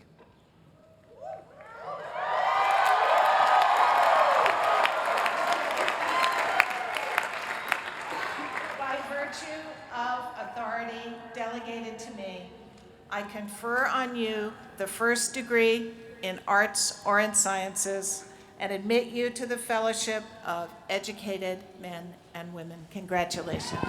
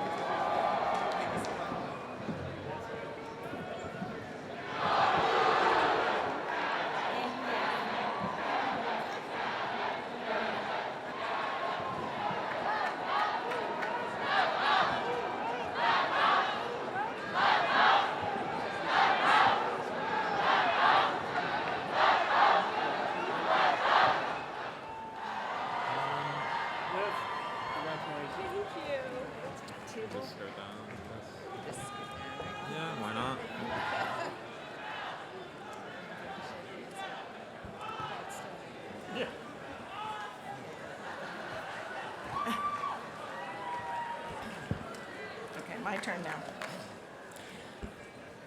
No one, it has been said of our first guest, has done more to kindle a passion for the arts at Harvard. He joined the Harvard faculty 60 years ago, a World War II Navy veteran with 2 degrees from the University of Chicago. He went on to become a preeminent art historian, a museum leader, and a teacher of uncommon prowess and flair. He has shaped the study of Dutch art, especially the Golden Age works of Rembrandt and other Dutch masters. His famed lectures captivated thousands of Harvard students. Spellbinding talks, one student recalls, that open both your eyes and your heart. For nearly a decade, he served with aplomb as director of the Fogg Art Museum, strengthening one of Harvard's most treasured institutions and propelling plans for the Sackler Museum. In one admirer's words, he is a credit to humanity in every way, as a scholar, family man, friend to many, generous in spirit and scrupulous in his dealings with everyone. When friends set out to produce a volume to commemorate his 75th birthday in 1995, they attracted nearly as many eager contributors as the years it marked. He has personified the university's commitment to understanding and preserving culture at a time when the arts and humanities more than ever demand and deserve our support. As a colleague writes, for generations of students, he was art history at Harvard. Another said simply this: he is the only man at Harvard I ever loved. We proudly honor Harvard's own Gleason Professor of Fine Arts Emeritus, Seymour Slive.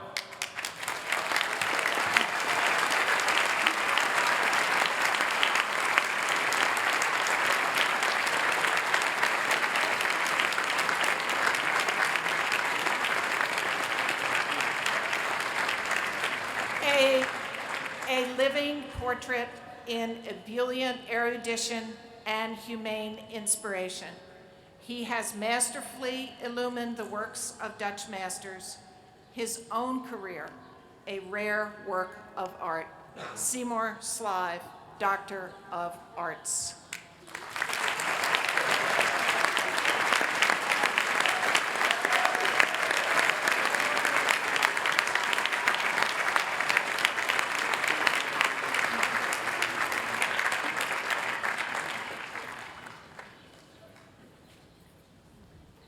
Our next guest has been a pioneer at the crossroads of law, medicine, ethics, and policy, and she has been an exemplar of academic values and common sense in the governance of the university. After a childhood in the segregated South, she came to Massachusetts to attend Wheaton College. She went on to Harvard Law School in an era when the doors of legal education and practice had barely begun to open for African American women. She pursued her devotion to civil rights in positions at the Equal Employment Opportunity Commission and the Department of Justice before launching a 4-decade career at the Georgetown University Law Center. Having served on a landmark commission on protecting human subjects of biomedical research, she played a formative role in shaping the field of bioethics. Over the years, she has applied her expertise and judgment to complex ethical questions posed by everything from human radiation experiments to genomics, from stem cell research to the interplay of bioethics and race. At Harvard, she brought her strong moral compass her multidisciplinary outlook, and her deep concern for educational opportunity to bear on the work of the Harvard Corporation from 2006 until 2012. She has also played leadership roles on the boards of Wheaton College, the Russell Sage Foundation, and the Kaiser Family Foundation, besides serving on major advisory councils for the National Institutes of Health, the Institute of Medicine, and others. She wears her prodigious accomplishments with humility and grace. We have all been the fortunate beneficiaries of her wisdom. We proudly honor our colleague and friend, Patricia King.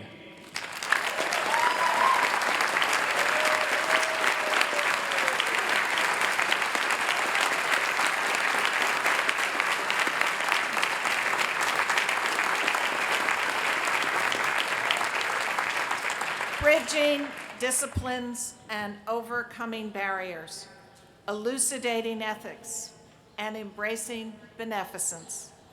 A trusted trustee whose sagacity and tenacity always bend the arc towards justice. Patricia Ann King, Doctor of Laws.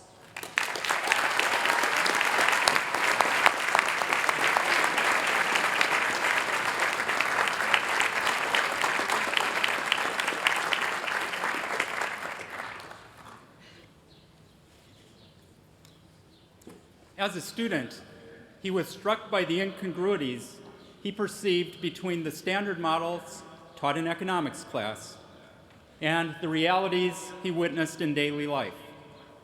He began to question the invisible hand and to wonder about the limits of markets.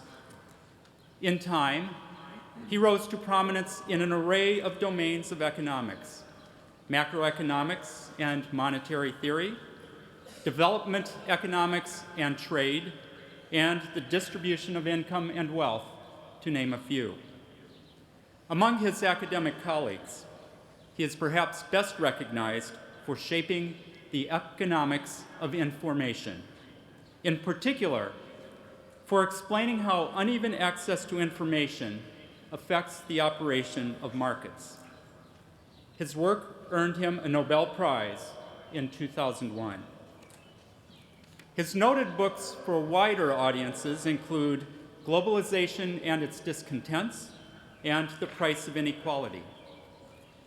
They reflect his concern for how and when governments should intervene in markets, and how efforts to spur the global economy might be devised to lessen, rather than widen, the growing gap between rich and poor. He served at MIT, Yale, Stanford, Oxford, and Princeton before becoming a university professor at Columbia, where he founded the Initiative for Policy Dialogue and co-chairs the Committee on Global Thought. Deeply engaged with national and international economic policy, he has also served as chairman of the President's Council of Economic Advisors, chief economist of the World Bank, and chair of the UN Commission on Reforming the International Monetary and Financial System. We recognize the eminent economist, Joseph Stiglitz.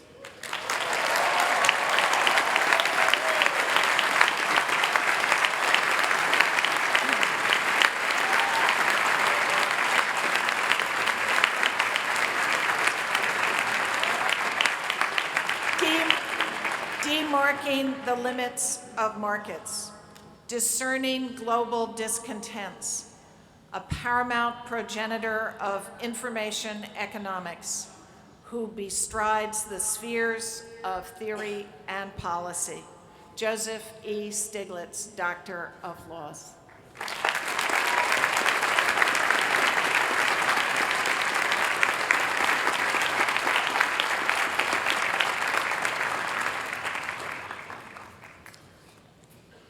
He is one of the world's great plant biologists and a champion of global biodiversity.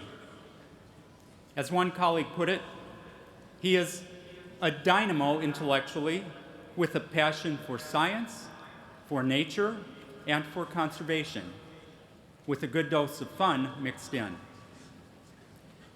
Time magazine hailed him as a hero for the planet.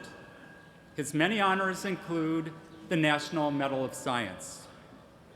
He long led the renowned Missouri Botanical Garden while serving as Engelman Professor of Biology at Washington University in St. Louis. A prolific researcher, he helped introduce coevolution, a seminal concept in evolutionary biology. He has also made fundamental contributions in biogeography, folk taxonomy, and pollution studies. A distinguished teacher, he has written leading textbooks on both botany and the environment, and mentored scores of grateful students.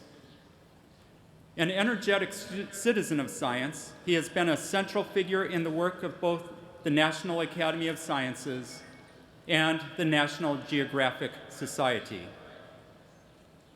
Recognized worldwide for his leadership in conservation and sustainability, he has been elected to scientific academies in nearly 20 nations, from Denmark to New Zealand, from Brazil to India. He helped lead a massive project to classify the 31,500 species of plants in China, and has been a catalyst for international scientific collaboration. We salute a man who, in the words of one admirer, has touched the whole world with the power of science and the moral imperative of the conservation of life. Peter Raven.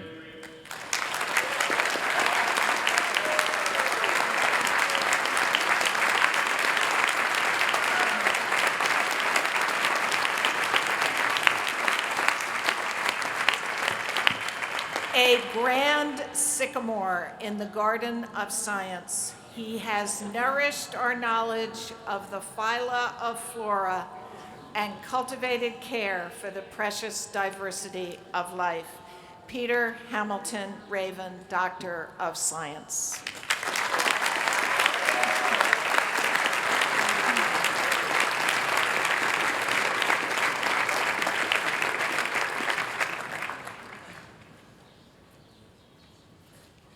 Maybe the most important reason for writing is to prevent the erosion of time so that memories will not be blown away by the wind, our next guest has said. We should write what should not be forgotten.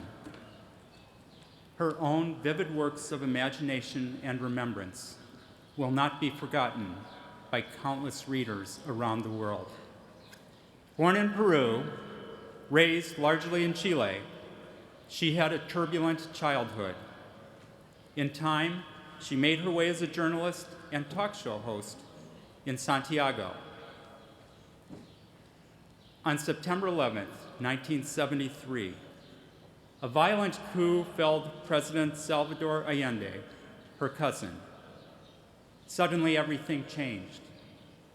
By 1975, she was in exile in Venezuela, building a new life. In 1981, she learned that her beloved grandfather, still living in Chile, was dying. The letter she set out to write him grew into her first novel, The House of the Spirits, a landmark in Latin American fiction and a testament to Chile's tumultuous times. She has gone on to write 20 books in all, emerging as one of the Western Hemisphere's most illustrious authors. Her stories mix history with fantasy, the intensely political with the fiercely personal, the strikingly real with the hauntingly surreal.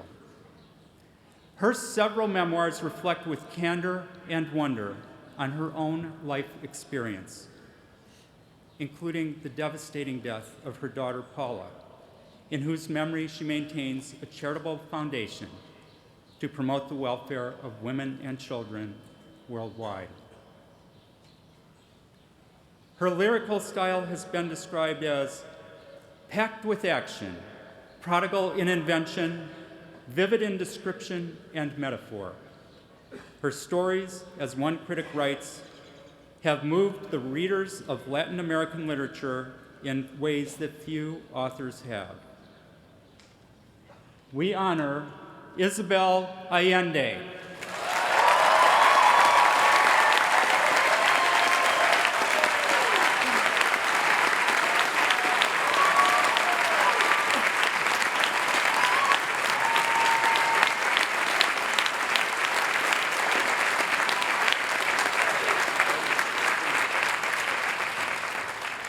Conjuring memories blown by winds of exile, leavening realism with dashes of magic. She fills her splendorous house of stories with spirits and shadows, anguish and love. Isabel Allende, Doctor of Letters.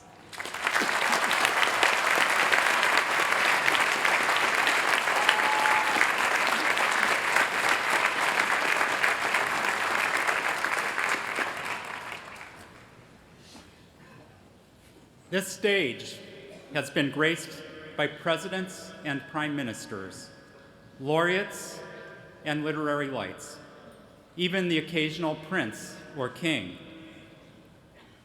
In fact, with us here today, we have a president, a laureate, a literary luminary, and even a king.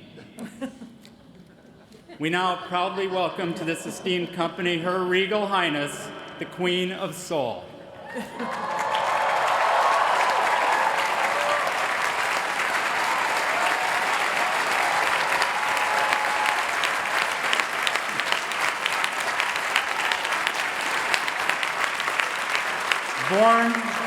Born in Memphis, raised in Detroit, she was a child prodigy with a voice that shook the rafters of her church. As a teenager, she set out on gospel caravan tours with her father. She soon had a recording contract. And within a few years, she was not just climbing the charts, but topping them, with 5 straight singles that sold more than 1 million copies each. Over the years, her records helped compose the soundtrack of a generation. Respect, Chain of Fools, I Never Loved a Man, Baby, I Love You, Think, Until You Come Back to Me, Spanish Harlem, and on and on. She has won an eye-popping 18 Grammy Awards.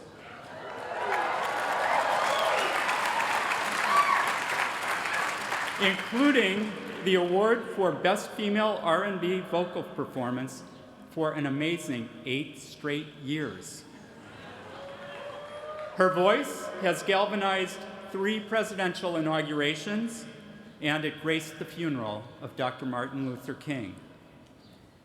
The first woman inducted into the Rock and Roll Hall of Fame, and a recipient of the National Medal of Arts. She was presented in 2005 with the nation's highest civilian honor, the Presidential Medal of Freedom.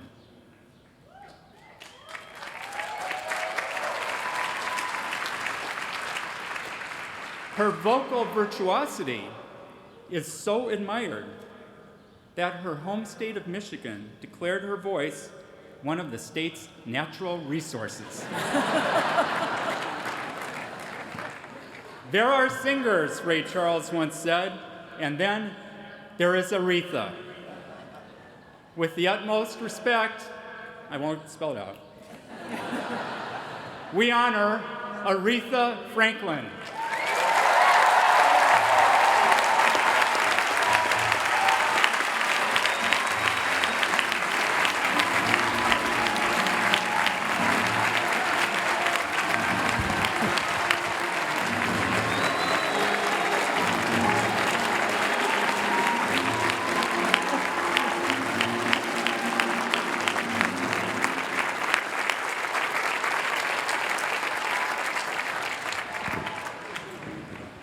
Hey, band, do that again. We couldn't hear you with the cheering.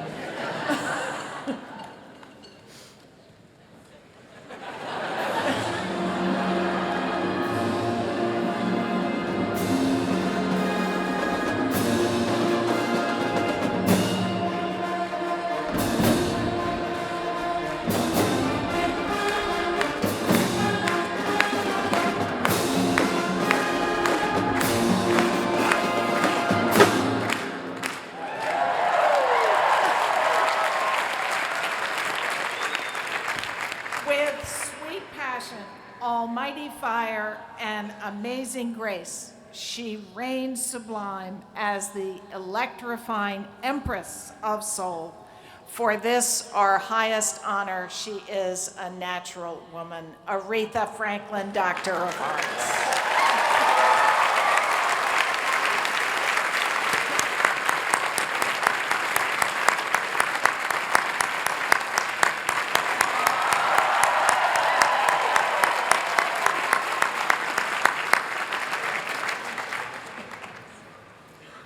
Our next guest's singular career has combined extraordinary entrepreneurial success, distinguished public service, and visionary philanthropy for the common good. Born across the river at St. Elizabeth's Hospital in Alston, Brighton, raised in nearby Medford, he worked his way through college at Johns Hopkins before earning his MBA at Harvard Business School.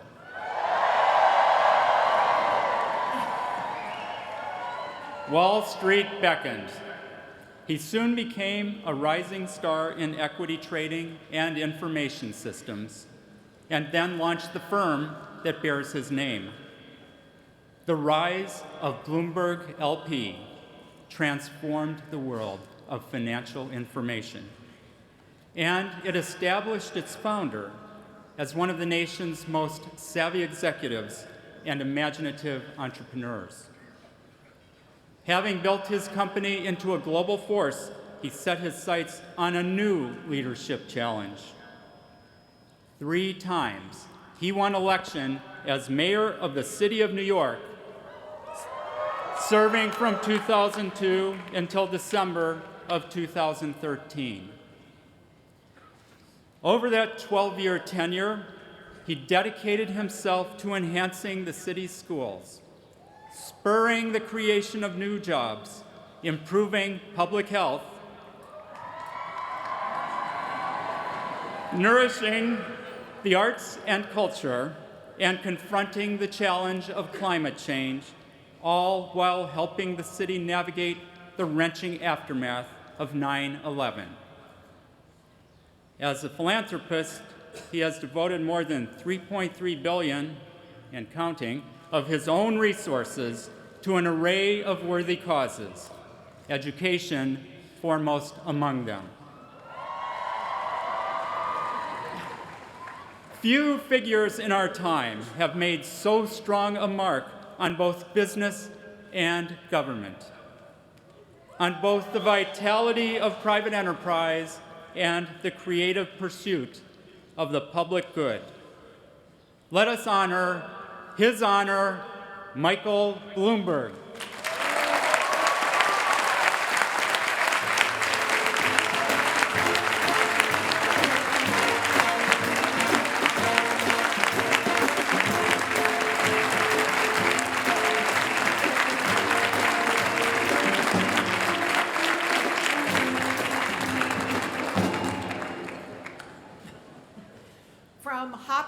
To Harvard, Wall Street to City Hall, a resolute leader and fervent philanthropist whose entrepreneurial spirit and zeal for innovation have helped our nation's biggest burg to bloom. Michael Bloomberg, Doctor of Laws.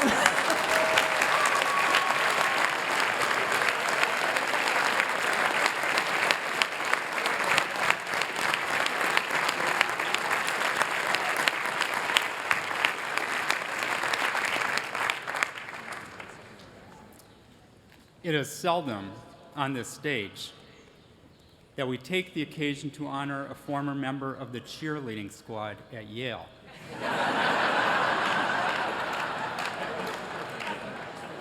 But there is more to this story.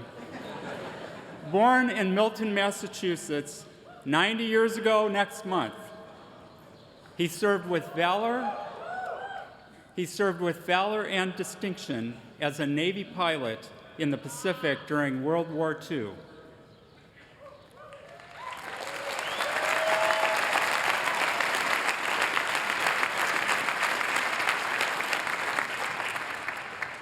In 1945, he married his sweetheart, Barbara Pierce.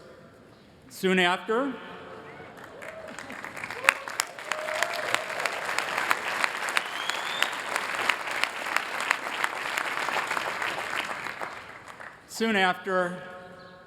he enrolled in a quaint college in the hinterlands of South Central Connecticut,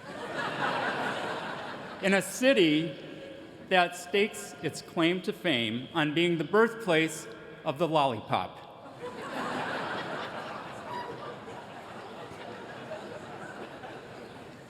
He captained Yale's baseball team as a left-handed first baseman, and he led them to the finals of the College World Series 2 years in a row.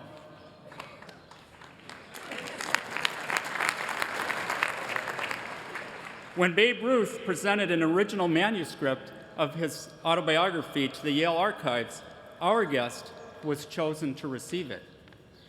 By the 1960s in Texas, he launched his remarkable career in public service.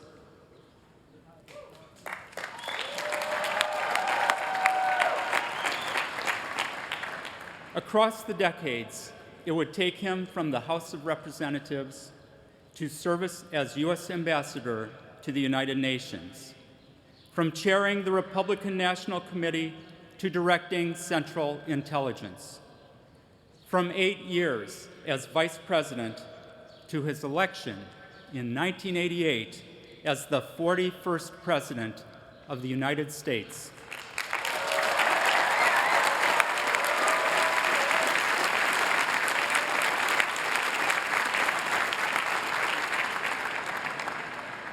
With a clear eye and a steady hand, he led the United States through a transformative time in world affairs. His presidency saw the liberation of Kuwait, the fall of the Berlin Wall, the crumbling of the Soviet Union, the signing of the first 2 strategic arms reduction treaties, and the end of the Cold War.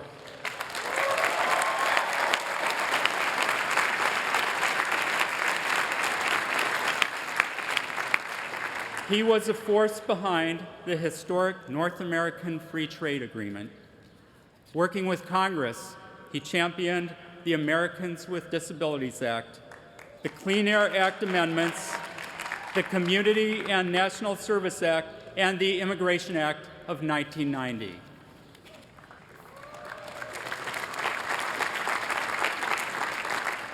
And throughout his long career in public service, extending well beyond his presidency, he has been a champion of volunteer service for the well-being of others, what he has famously called points of light, or as they like to say in New Haven, points of looks.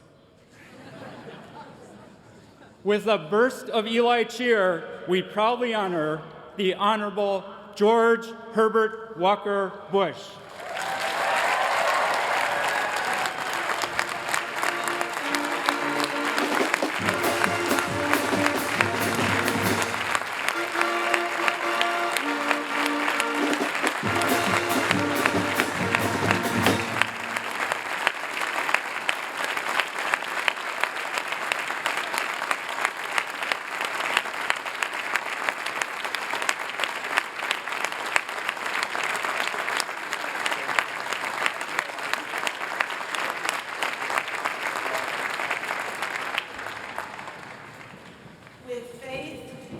Courage, and service true, his eyes ever fixed on points of light.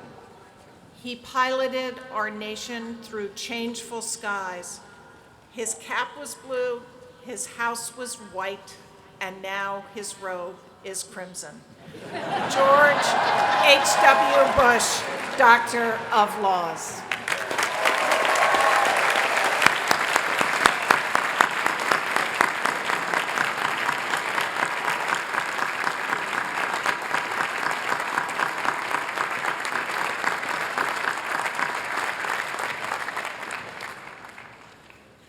In the name of this Society of Scholars, I declare that these persons are entitled to the rights and privileges pertaining to their several degrees, and that their names are to be forever borne on its roll of honorary members.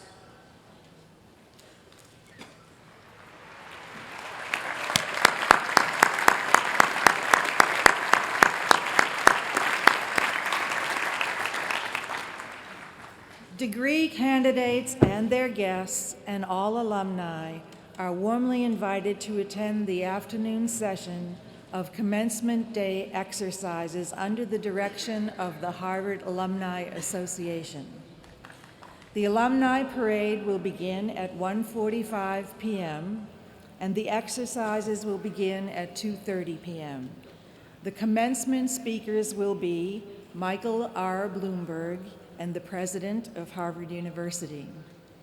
Now, the commencement choir director will lead us in the singing of the commencement hymn. Following the hymn, the Pusey minister will pronounce the benediction. The commencement exercises then being ended, the sheriff of Middlesex County will declare the meeting adjourned. The audience is requested to remain seated until the president and fellows and their guests have withdrawn from the platform.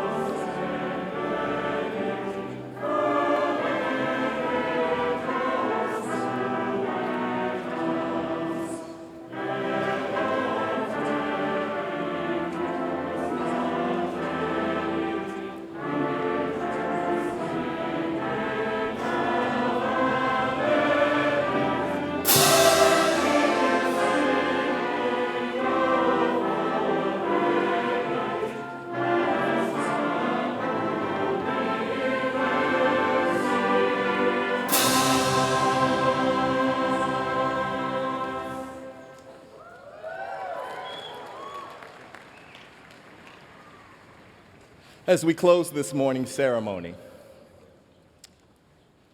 I would like to offer a benediction inspired by one of the greatest intellectuals, poets, and preachers of the 20th century, the Reverend Clarence LaVaughn Franklin, whose daughter we honored here today. As an eagle stirreth her nest, O God, we ask that you would stir us to be kind and give thanks every day. Stir us, O God, to treat our bodies well, for we are made in the imago Dei, the image of God. Be kind, be of service. Stir us, O God, to treat our neighbors right. Stir us. Stir us so that we might discipline ourselves, to know ourselves better. And in knowing ourselves better, we begin to love ourselves as we are. And when we break through the cloud of insecurity that often confines our bodies, then we will be able to love our neighbors as ourselves. Stir us, so that we might, in humble ways, bring your kingdom here on earth as it is in heaven. May we all say together, Amen.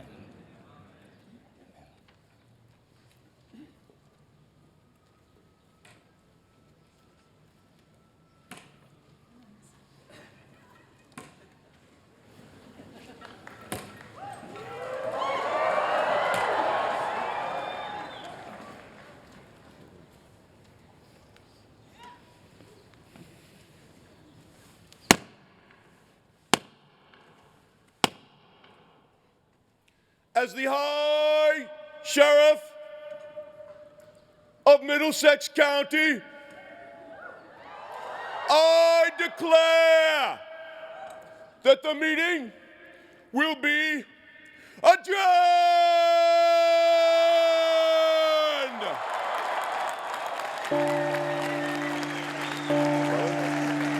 Now the bell in the church begins to ring, and there is a tintinnabulation of bells all over Cambridge, and here including we see the great Lowell House bells from Russia. And there's the sheriff of Middlesex County, and Drew Faust, president of Harvard, beginning the recession. Session of There's with Susan the overseers, Graham, on the board of overseers, and Alan Garber, the provost. Everybody's heading off the stage. And there will be a president's spread. All of these luncheons are called spreads, and they take place everywhere. The president's over near Loeb House on Quincy Street. This has been an amazing day in Harvard Yard, beginning with the influx of so many students and faculty and parents and families. If you just look at all the happy faces, all the amazing achievement of all of our students, and the celebration of their current and also future accomplishments. It's just such an exciting time. And thank you. Here we see Aretha Franklin being congratulated. And the Harvard Band, actually, I think we should note that the Latin orator is a member of the Harvard Band when he put on that Roman hat for his oration. The faculty are filing up to congratulate the honorary degree recipients. This afternoon, this will fill again with the Harvard Alumni Association annual meeting, which will be called to order. The new Alumni Association president is Cynthia Torres, who was elected rather recently, and 1980 graduate of the college, who welcomed the newest class. Yesterday afternoon. So Diana, it's been a really wonderful commencement, and I'm glad I got to spend it with you here. You know, we're just the talking heads here, of course. There's an entire crew of people, Kathy O'Connell and lots of other people who are helping make this commencement happen and make this broadcast happen. It's always a pleasure to witness this spectacle with you. And it's such a great pleasure to see the joy on the faces of the graduates and the delight at the faculty of being here as well, to be reminded by our student speakers of both the historic presence of George Washington in this yard and the inspiration that the call to a global world really has for our student speaker. We heard that again and again this year, and I suspect it's really part of why we're all here at Harvard. And the call to service. So thank you, everyone, and we look forward to seeing you again next year. Happy day of commencement.